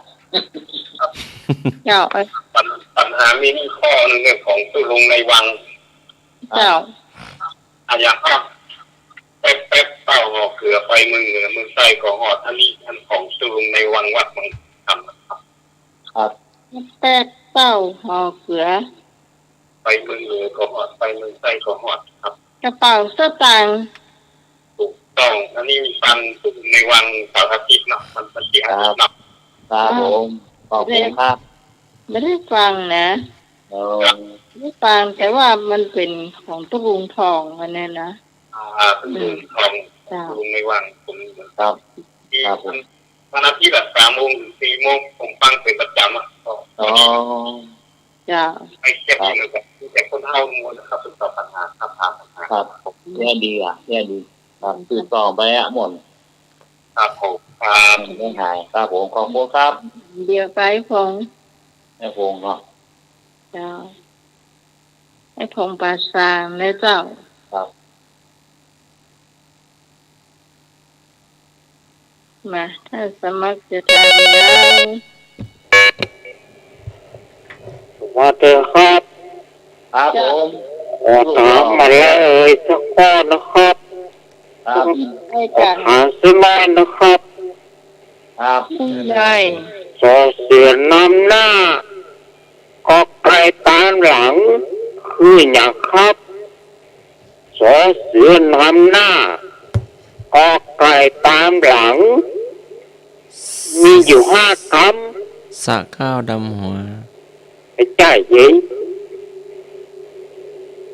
สะน้ รอเสือนำหน้าก็ไก่ตัวก้น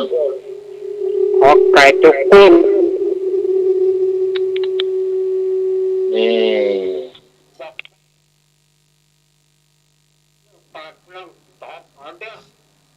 เอาเรื่องซากเรื่องต้อง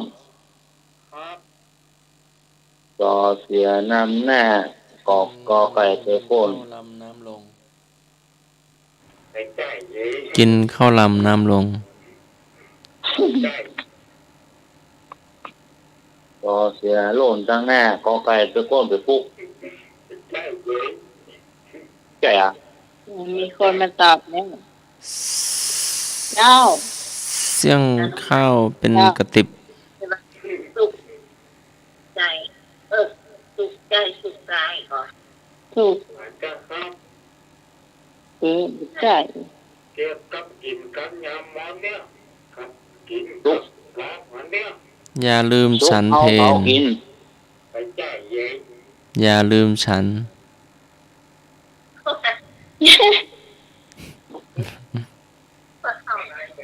เดี๋ยวกันสุข สุขภาพ ขอแจ้งรับมี5 กรัม สุกเอาเผากิน ขอแจ้ง สุก สุก ดิบ สัน ดิบ ต์วันปีใหม่ ขอแจ้งเย็นเก็บก็เอากินเนี่ย กินข้าวล ขอแจ้งเย็น ำกินน้ำพริก แม่ผมไม่วางของแม่เป็นแล้วกัน กินจอมวอมพร้อมเจ้าข้อ ขอแจ้งเย็น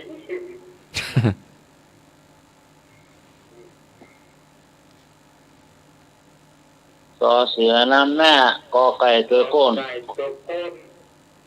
มี5 กรัม กกงก ขอแจ้งเย็นพบว่าบริสุทธิ์2 กรัมอากาศ ซกมก จังอันนี้มี5 กรัม เรื่องของกินนะเรื่องปากท้อง ครับเลือกปากร่าง ต่อสักข้อหน่อย ต่อสักตัวให้หน่อยสอเสือ ต่ออีกตัวหน่อย มันเก็บออก ถ้าว่ามือถือ พอคานสอเสือแล้วก็พอคานต่อจากสอเสือ พารานามัย ให้ใจเย็น สุขภาพ แจ้ง ร่างสุขภาพร่างกาย แจ้งครับ สุขภาพจิตใจ ว่าแจ้ง ยากเนาะ หนาวเรา เสือนำหน้าออกกายตามหลัง เสือสิ้น สิ่งแว ลา ด ย ล้อมสิ่งแวดล้อม เย็นสิ่งแวดล้อมไปเจอกับหินมาได้ เสือจนตอก ให้ใจ เสือเพน ให้ใจเย็น เสือหมอบ ว่าใจเย็น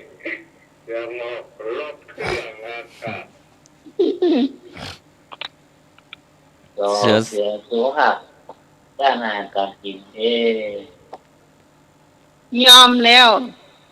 หนาวนอนนอก ครับ ชุบ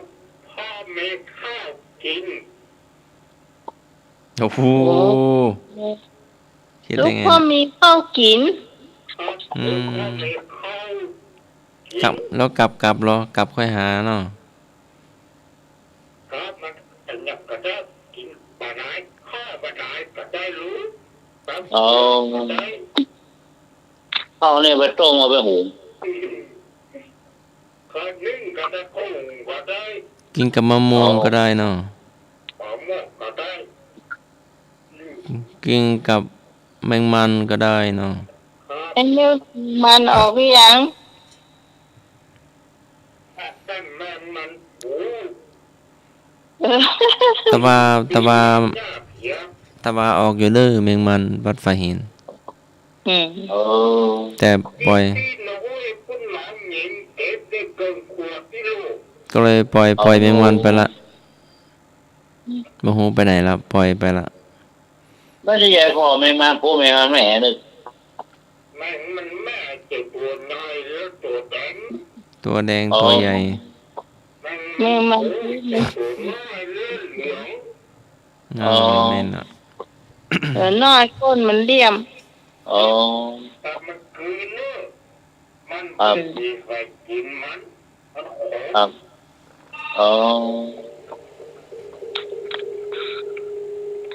แมงมันผู้แมงมันแม่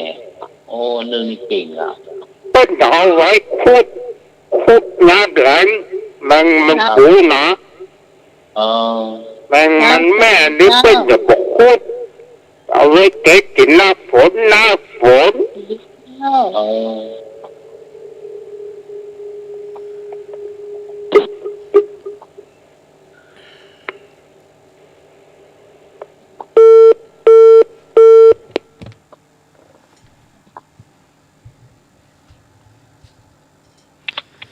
คำถามต่อไปถามเลย ตุบกุบขึ้นดอยอย่างตุบกุบขึ้นดอย ตุกตุกขึ้นดอย ตุบกุบต่อเต่าสระอุไม้โทบอใบไม้กอไก่สระอุไม้ตีบอใบไม้ตุบกุบกลมๆลักษณะคล้ายหมวกกะโหลขึ้นดอย เต่า ถูกต้อง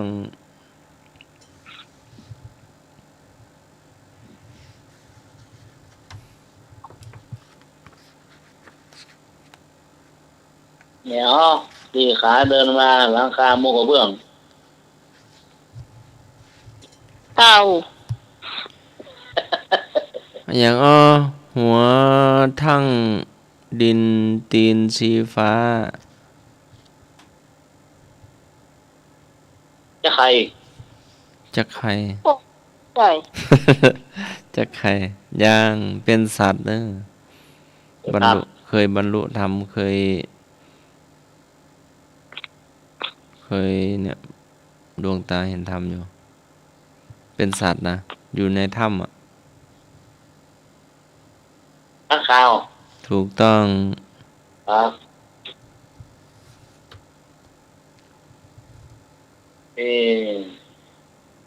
กับน้อยใส่ฝ้ายเหลืองไหม ใส่ฝ้ายไหมเหลืองคนตึงเมืองไข่บ่ได้ ไข่เป็ด ถูกต้อง มีคนเก่งดัง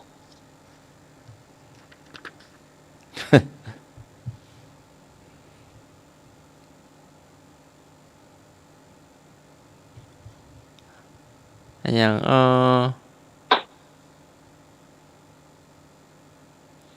ตัวมันอยู่ป่าตามันอยู่บ้าน ตาเสือบ าตาเสือเป็นยังไงบาตาเสือผลไม้กะ ใบยอลูกยอ ลูกยอหน้าตาเป็นจะได้ เอาหอยอธิบายได้ยังที่เพิ่นเอาหอเนื้อ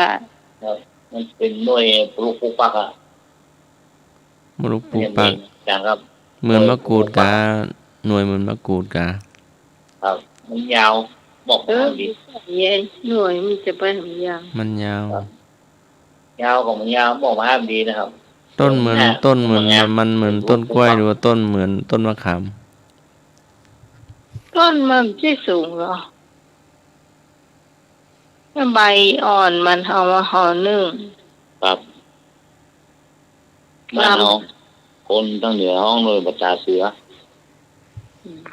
คนทางใต้ห้องใบยอ คนตะกูลห้องใบยออยู่ไหนยิ้มมาเข้าหรอกห้องใบยอ ไอ้ยาอ้อใบจันทร์ตั้งเหนือตั้งใต้เป็นห้องใบอย่าอ้อ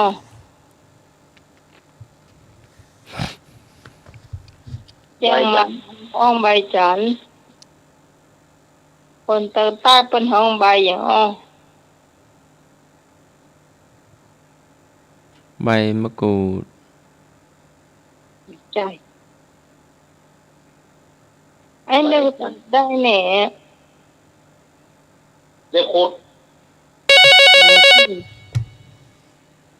มานะฮัลโหล ไม้จันทร์ก็คือยีลา ถูกต้องไอ้ยี่หลาน่ะ เรียกคุดคนเมืองห้องเหรอ เด็กพูดนี่มโหเนอะ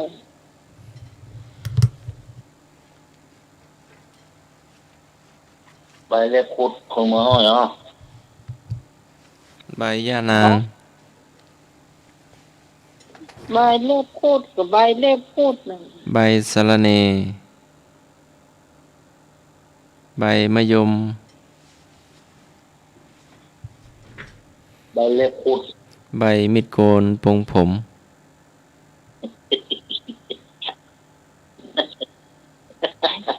ใบเป็นเลยนะ ไอ้ที่กิน ใบมีดตัดหญ้า ไปเรียกคุดคนเมืองห้องว่าอะไรไปเรียกคุดอ่ะอันนี้ลูกรอมาป่วยแห้งมั้ง ใบ แล้วก็ทำลูกโมโหเนี่ย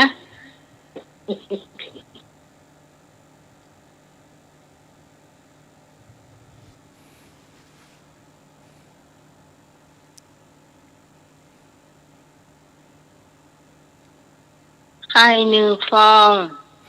ต้มสุกภายใน5 นาที ถ้าไข่10 ฟอง จะต้มสุกภายในกี่นาที 3 นาที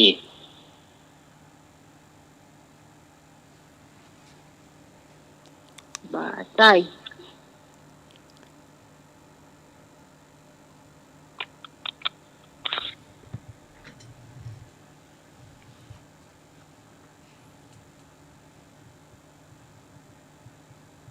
10 นาที บาใจ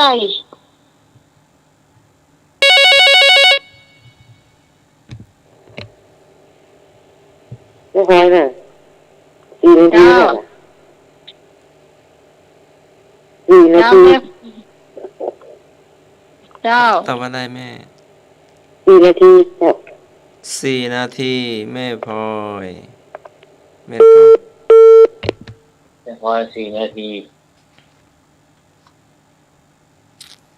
ไข่1 ฟอง ต้มสุกภายใน5 นาที ถ้าไข่10 ฟอง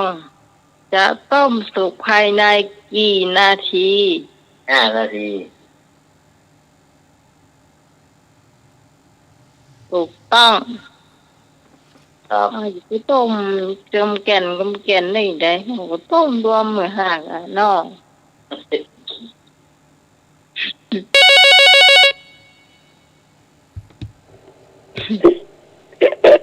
ได้ยินว่า4 นาทีอ่ะได้ยินว่าครูลือสวหูลือ นี่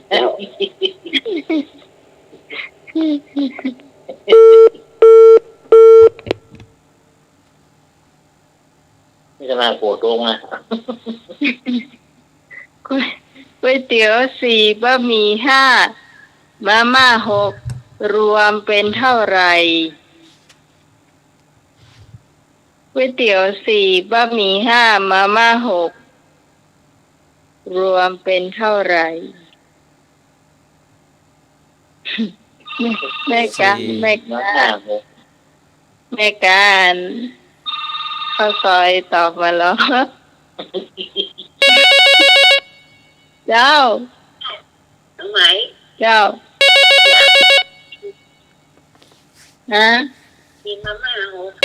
เจ้า ป้ามันโหไปหรอเหรอคะก๋วยเตี๋ยวอะค่ะ กี่บาท เราใส่ในพ่อเนาะ ฮะ อ๋อ เอามาหกอะ มันเหลือกี่บาท เอามาหกเขารวมไม่ได้ดิ เจ้าอ่ะเดี๋ยวรอฟังคำตอบเนอะ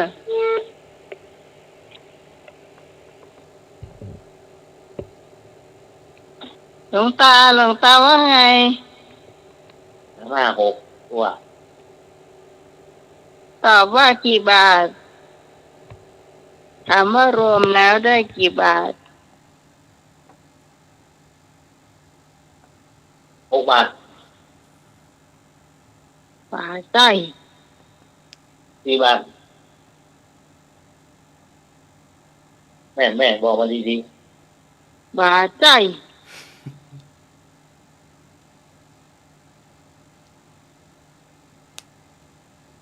โอ้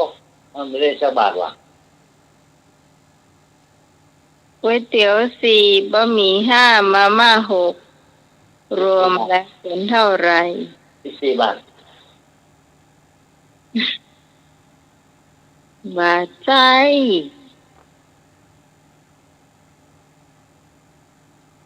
มาของมาแม่มาแชร์นะเราของมาแม่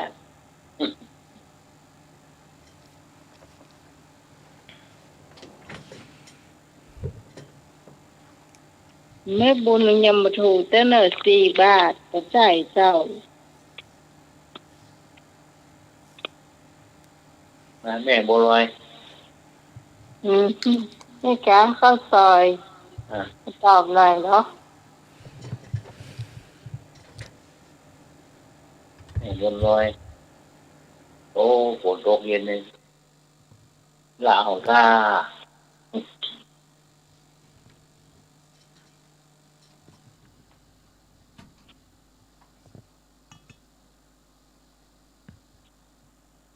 เอาเหรอ ก๋วยเตี๋ยวสี่ก็มีห้าจะได้ อ่ะมาแล้วตัวช่วยมาแล้วตัวช่วย เจ้า ฮัลโหล เจ้า อะไรก็ค่ะ ก๋วยเตี๋ยวสี่บะหมี่ห้ามาม่าหกรวมกันเป็นเท่าไหร่ 15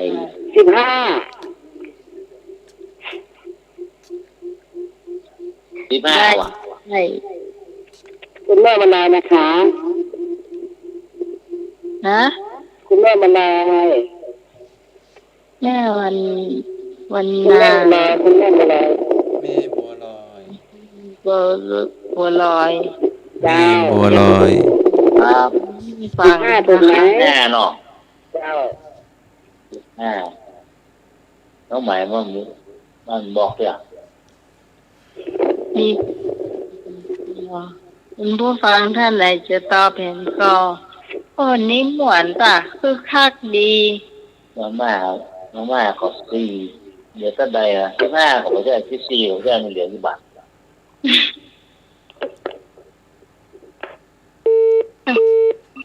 นะมีคนตอบอยู่เก้า 9 บาทครับ ไอ้โคง9 บาท มันถึงเหลือ9 บาท อันหนึ่งมัน4อันหนึ่งมัน5ครับ ครับ เจ้า เพราะนั่นมัน6อะไรมันอันก็เลย9นะครับ หกแล้วมาพ่อมันเราพวกเรา ถูกต้องเจ้าไอ้พง ครับ ก๋วยเตี๋ยว4บะหมี่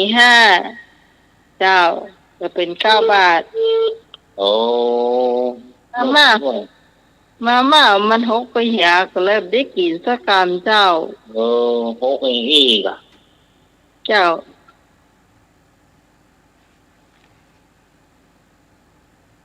ก็อันนี้ก็เป็นแบบปีน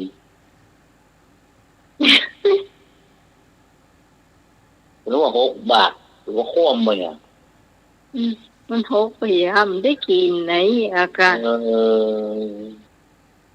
โอ้โหนี่เก่งอ่ะ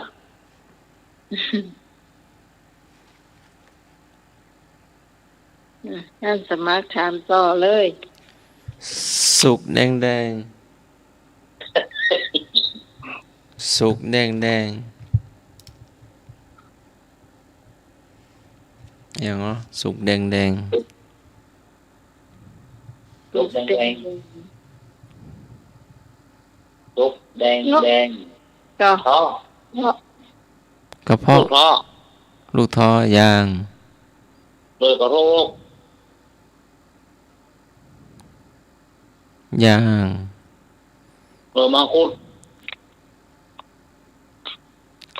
ถ้าลุงหนุ่ยได้ทานก็จะหาเกลือมากินหาน้ำมากินน่ะ ทุเรียน ยาง ลิ้นจี ยางเป็นผัก เนี่ย เป็นผักนะ เป็นพัก เป็นพืช เป็นพืชก็ได้พืชผักก็ได้ ครับ เจ้า เจ้า เลยก็แค่ ผักแคบ เลยก็แค่ พักแคบ ยางไล่ไปเรื่อยๆอยู่ในครัวนั่นน่ะ พริกซุก ถูกต้องพริก อืม แดงดีกว่า พักไหน ซุกเป็นฮาร์ดอะไรอย่างเนาะซุกเป็นฮาร์ด ฮะ สุกเป็นฮาร์ดสอเสือสระอูกอไก่สระเอปอปลาแมตะคูนอหนูหอหีบอากาศดอเด็ก เป็นผลไม้นะเป็นผลไม้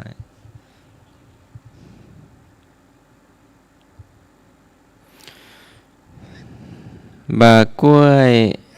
สุกเป็นฮาร์ดเป็นยังไงบากล้วย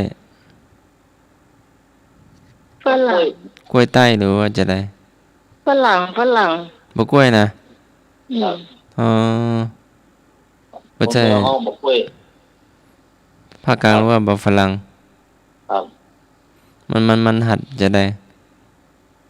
มันเป็นเม็ดครับเม็ดมันไหน อ๋อ เม็ดมันนักครับ ไม่เป็นไร ครับ กบเนาะ ครับ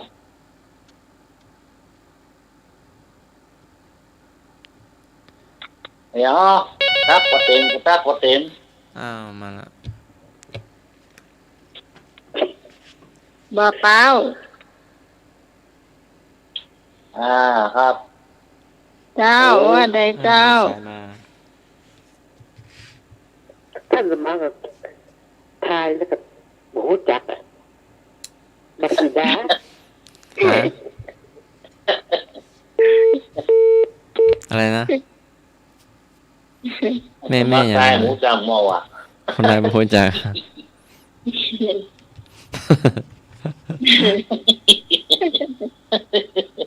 ก็ ปวด ใช่ ท้องเลยแต่สมัครตายแท้ๆหมูจักว่ะ แม่อย่างตะกี้ ทำเพื่อให้หน่วยตอบไอ้ที่คนผู้ฟังทางบ้านตอบเนาะ ครับ 2 พี่น้องกอดคอกันกระโดดลงน้ำ2 พี่น้องคู่แฝดกอดคอกันกระโดดลงน้ำฮ้อนอ๋อนี่ใบขึ้นมากันเนอะเพื่อไอ้นึกตอบ ถ้าไม่ตอบถ้าไม่บุญ สองคนพี่น้องก็ขอกันโดนโลกวิทย์ลงน้ำพร เจ้า ผมไปร่วงทหารน่ะนั่นเวียนไปอ่ะ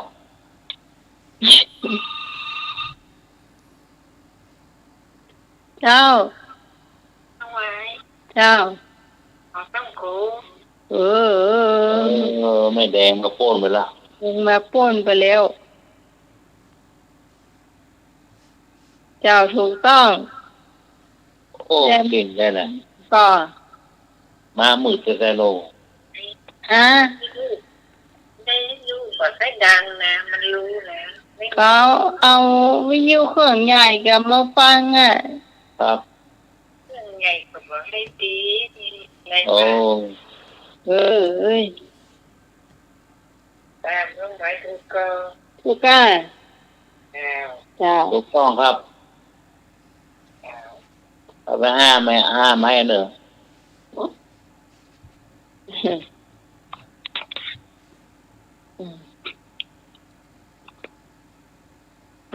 ให้เลยถามพ่อก็วันนี้อุ่นหนาฟ้าข้างนะเจ้า ครับ ขอบคุณพวกฟังแป๊ะ แม่แดงดอกตาล่อมซื้อทำไมกับแม่แดง ครับ วิทยุบอกว่าแม่แดงดอกตาล่อมซื้อทำไมครับทั้งเป็นลูกอย่างแม่แดงเลยซื้อเอาใหม่ๆเลย หลายเชื่อฮะ ครับผม ครับแดงจะเพื่อเอาไว้ลืมไว้ตู้เย็นพ่อเนี่ยโอเคครับ บอกไปว่าพ่นไปเลย เอาวิทยุไปใส่ตู้เย็น โอ้ นี่ รีโมทก้าแล้วพวกอ่ะ จ่ายอะเอารีโมทนึกว่าอันโทรศัพท์เอาไปกาดเดียว ฮัลโหลอะไรก็ได้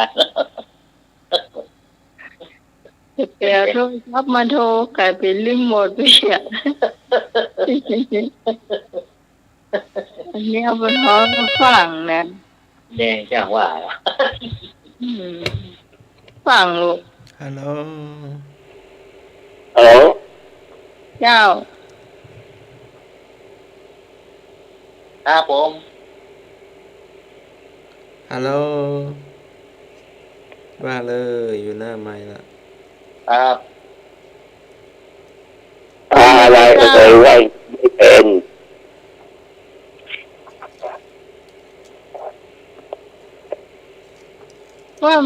ว่าใด ว่า เจ้า ไงค่ะ อะไรว่ายน้ำไม่เป็น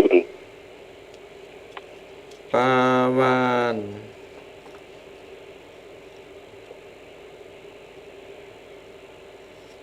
ป้าอะไรเอ่ยว่ายน้ำไม่เป็น ปลาไม่มีมือ ไม่ใช่ ปลาไหล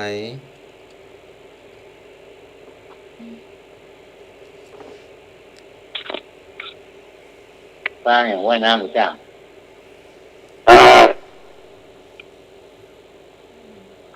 ปลาหมอ ปลาไม่ได้ฝึก ปลาหมอเพราะว่ามันอยู่โรงพยาบาล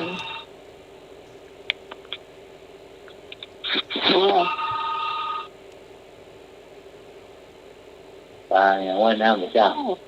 ป้าน้องกู เจ้า อาเจโร่ ปาเจโร่ เนี่ยก็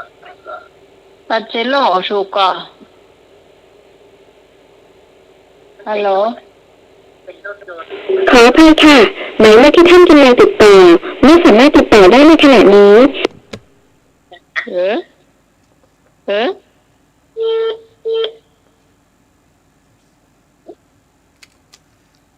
เปิดโปงถูกแล้ว 5 นาที ป้าน้องกูว่ายน้ำหรือจ้าง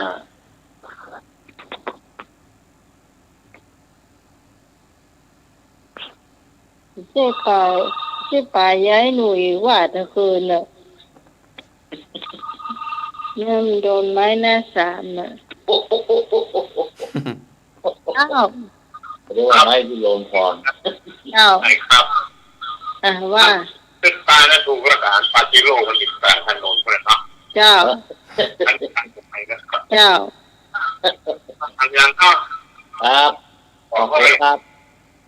ยืนก่อห้อยครับง่ายๆครับ เนาะ อย่างว่าไม่ร้อยผง อะไรนั่งก่อห้อย ยืนก่อห้อยถึงมายอมเอาออกแรงมาผู้ไหนเอาออกถึงบ้านถึงจะเอาออกครับ เน็กไทเจ้า ใช้ถูกต้มครับผม ครับ จะเที่ยงคืนแล้วเนาะ โอ้โห ฮะ มัน จะ ทำไม เที่ยง โวย คืนแล้วเนาะ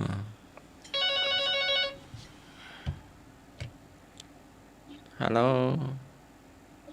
อยู่ในครัวที่อยู่ในป่า สวยในครัวชื่อนะบอก ในป่า ในป่า บาตาเสือ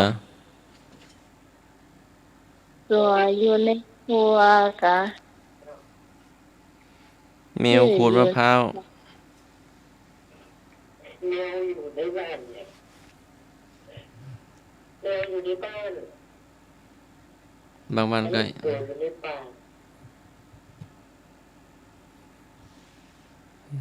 มาลาย ก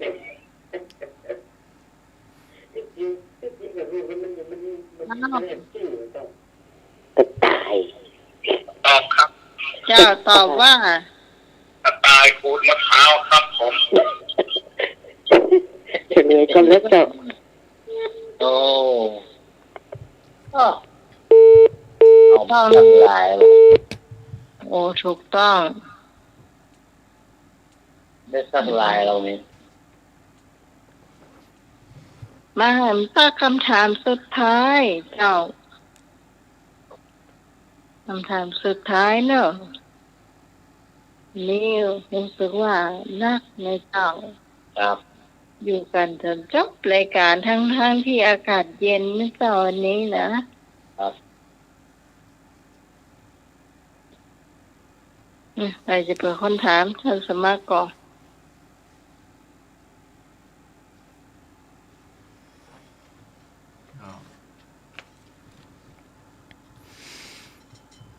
ยิ่งทำเลย ครับ เอาง่ายๆเนาะคำถามสุดท้ายประกาศอย่างเนาะเป็ดอะไรปลูกต้นไม้ได้ครับ อันนี้เคยถามหลายเตือนแล้วนะครับผมเป็ดอะไรปลูกต้นไม้ได้ เป็ดปักกิ่ง ถูกต้มครับผม โอเคครับขอบคุณให้ผมเจ้าให้ผมรวดลาเลยเจ้า ครับครับ ให้ผมรวดลาเลยเจ้า โป่งลาเลยครับผม นะครับผมวันนี้ก็เวลาได้หมดลงไปนะครับนอก เจ้า วันเสาร์อาทิตย์หน้าเขาคนมาปะกันใหม่ ขอกราบนมัสการท่านสมัครครับผม เจ้า ครับ ก่อนสวัสดีให้หนุ่ยนะครับผม ครับผมครับสวัสดีครับผม ให้หนุ่ยตัวเนอแม่ปูนแล้วก็พี่ตองเขานะครับสวัสดีทุกคนแล้วกันนะครับนอก ครั แล้วก็ บ สวัสดีคุณพี่สมัยด้วยครับผม เจ้า วันนี้บัดตาวันหน้าจะมาแล้วจะมานอนแฮมกินแกงทอมถ้วยครับผมสวัสดีครับผม อีกา ขอบคุณนะเจ้าขอบคุณให้ผมไปทางนะเจ้า ครับ ท่านต่อไปจะมาล่ำมาลากันขอเจอนะเจ้า เดี๋ยวนะครับ ไหนก็ได้นะเจ้าคุณผู้ฟังมาแล้วเจ้าเนาะ ครับ เจ้า มาแล้ว เจ้า วันนี้ก็เวลาละ เจ้า ครับ ถ้าท่านสมัครเนอะ เจ้า ไอ้หนุ่ยวันนี้ก็คงไปเนอะ เจ้า เนอะวัดดีฝันดีกันเนอะ เจ้า เจ้า ครับ เจ้า ครับครับผมครับครับ อาจารย์ท่านสมุทรวิทยวัฒน์เนี่ยวิทยวัฒน์ว่า ครับ จะขอฟังเพลงต้นเลยสัญญาณนักสัญญาณใจสุดท้ายกันเลยกราบน้ำมันประการท่านสมอ เจ้า สวัสดีไอ้นี่สวัสดีน้องไหมสวัสดีไอ้นิกคุณแม่ ครับ ขอให้รับฝันดีนะเจ้า ครับ ทุกคนนะเจ้านักธรรมะใครเครียดทุกคนนะเจ้า ครับ สวัสดีเจ้า โอ้ ครับผมแม่รับสวัสดีนะครับ เลยในเจ้าเนาะ โอ้โหเป็ดเต้ากี่คนนะโอ้โห ว่า มี ไม่เป็นไร มีเพียงร้อยนึงมาเข้ามาเลย ลูกรอ ตะกี้แม่พลอยเนาะ ครับ จะไม่ปล่อยเจ้า โอ้ยผมแม่บัวลอยละ แม่บัวลอยเป็นอยู่ตากระดาษเนี่ย ครั เจ้า บบ้านโอ้ อย่าไปกินข้าวซอยก่อนตามหาข้าวซอยแม่บัวลอยเนี่ยเจ้าเจ้า ครับ ตากระดาษเนาะ ครับ โอ้เราถ้าได้ผ่านแถวนั้นนี่น้ำเหมือนกันเนอะแต่น้ำใหม่เบาไก่นะยาวน้ำเหมือนกับวันอย่างก็ของเตียนเขากินได้มีผักกาดเนาะผักกาด ดอง หอม อืม อืม พวกกรอบๆนัก เจ้า ๆน้ำน้อย เรากินไก่ ๆไปบอกหิง เจ้า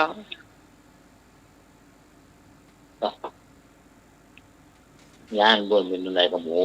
เอาไปก่อนละ เจ้า อ๋อเต็มครับ ครั เจ้า บผม คืนนี้ผมขออวยพรด้วยทุกคนอยู่ดีมีสุข ครับ รับฝันดีเหมือนกันนะครับขอขอบคุณแม่พลอยด้วยนะครับ ครับ ครับสวัสดีครับ ครับผมสวัสดีสวัสดีเลยเนิ่น ไม่ได้เข้ามาเลย ๆแม่คุณแม่แดงคุณแม่แดง นี่แฟนพันธุ์แท้เก่าแก่ที่สุดทำไมขี่รถถีบไม่เดี๋ยวก็รู้เลยหรอก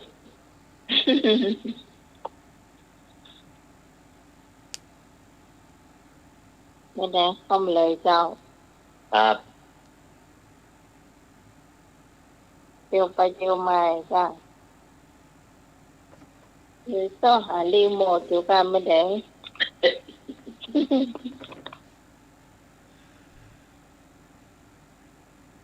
มีระบอกเหมือนนั้น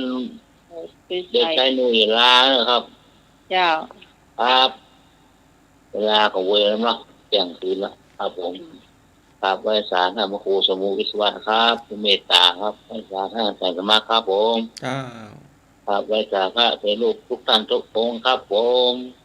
สวัสดีธรรมะคาเชตทุกท่านครับสวัสดีน้องสวยครับ เจ้า ตอนนั้นนะครับ สวัสดีครับผมร้อยสาวครับ เจ้าต่อไปเป็นท่านสมัครเจ้า ธัมเมนะวิตะเมเสยยะบุคคลพึงหาเลี้ยงชีพโดยทางชอบธรรม ขอการนมัสการและขอเจริญพรหลับเป็นสุขตื่นเป็นสุข เจ้าคำคืนนี้ต้องขอบคุณคุณผู้ฟังเป็นอย่างนักเลยนะเจ้าที่อยู่เป็นเพื่อนกันจนช่วงสุดท้ายของรายการซึ่งชอบรายการนี้อย่าลืมติดตามต่อติดหน้าต่อไปนะเจ้าเราจะมาพบปะกันทุกวันเสาร์และก่อนอาทิตย์ตั้งแต่3 ทุ่มถึงเที่ยงคืนนะเจ้าโดยทีมงานธรรมะคลายเครียดถึงแม้บางครั้งบางทีเนี่ยเราก็อาจจะผิดพลาดไปก็ต้องขอ ลาดสุมาให้คุณผู้ฟังไปตัวนะเจ้าอาจจะถูกใจนะเจ้าบางครั้งน้ำไหมก็อาจจะพลั้งเผลอไปนะเจ้าถูกใจคุณผู้ฟังพ่องอาจจะพิษหูคุณผู้ฟังพ่องนะเจ้าต้องสุมาภัยตัวสำหรับวันนี้ต้องขอบคุณพระอาจารย์พระโคสโมวิศวัตวรกิจโจผู้อำนวยการสถานีผู้ควบคุมเสียงโหลดเพลงคุณผู้ฟังได้ฟังตัวนะเจ้าสำหรับพระเจ้าพิสมัยสุริโยดรชาวบ้านนอนตันตำบลเมืองแก้วเมืองวรินทร์จังหวัดเชียงใหม่หลายคนจะอาจจะถามว่าเป็นลูกสักนะเพราะว่าคุ้นหูเสียงคุ้นหูเจ้าเป็นลูกพ่อแดงไม่จื่นเจ้าถ้าคุณผู้ฟังจากสันทรายแกแถวริมใต้แถวตำบลเมืองแก้วตำบลสันบีเสื้อเนี่ยก็จะหูจากคุณพ่อนะเจ้าถึงมาอยู่นักแล้วเนาะจะหูจากเปิ้นนะเจ้าแต่ลูกสาวนี่ก็อาจจะหูจากน้อยไปหน่อยเนาะเจ้าจะหูจากจื่อแค่นั้นนะเจ้าแต่ป่อเพิ่นจะกว้างขวางในที่จื่อทำงานนะเจ้าสำหรับวันนี้ต้องลาคุณผู้ฟังไปเพียงเท่านี้ก่อนสวัสดีเจ้าขอถามคำเนาะ จ้าท่านก็ว่าออกรายการตอนไหนครับพ่อท่านทวัฒน์จะออกวันพุธเจ้า9 โมงนะเจ้าวันพุธ9 โมงก็วันพัด9 โมงเจ้าขอบคุณเจ้าเจ้าแม่วันนะเจ้าแม่เนาะเจ้า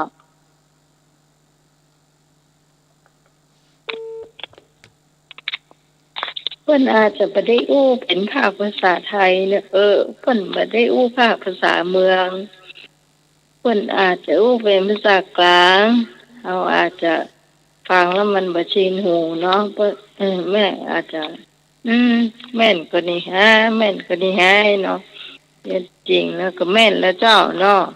เพราะว่าอยู่ในรายการเฮาเนี่ยก็คือไอ้บ่าวชัยประการนะเจ้าเพิ่นมีชื่อเสียงในด้านไอ้บ่าวชัยประการเนาะเป็นผู้ฟังอันนี้ก็จะบอกหูในเรื่องนี้นะเจ้าสำหรับวันนี้ลาคุณผู้ฟังไปเพียงเท่านี้สวัสดีนะเจ้ารอบ2เนาะ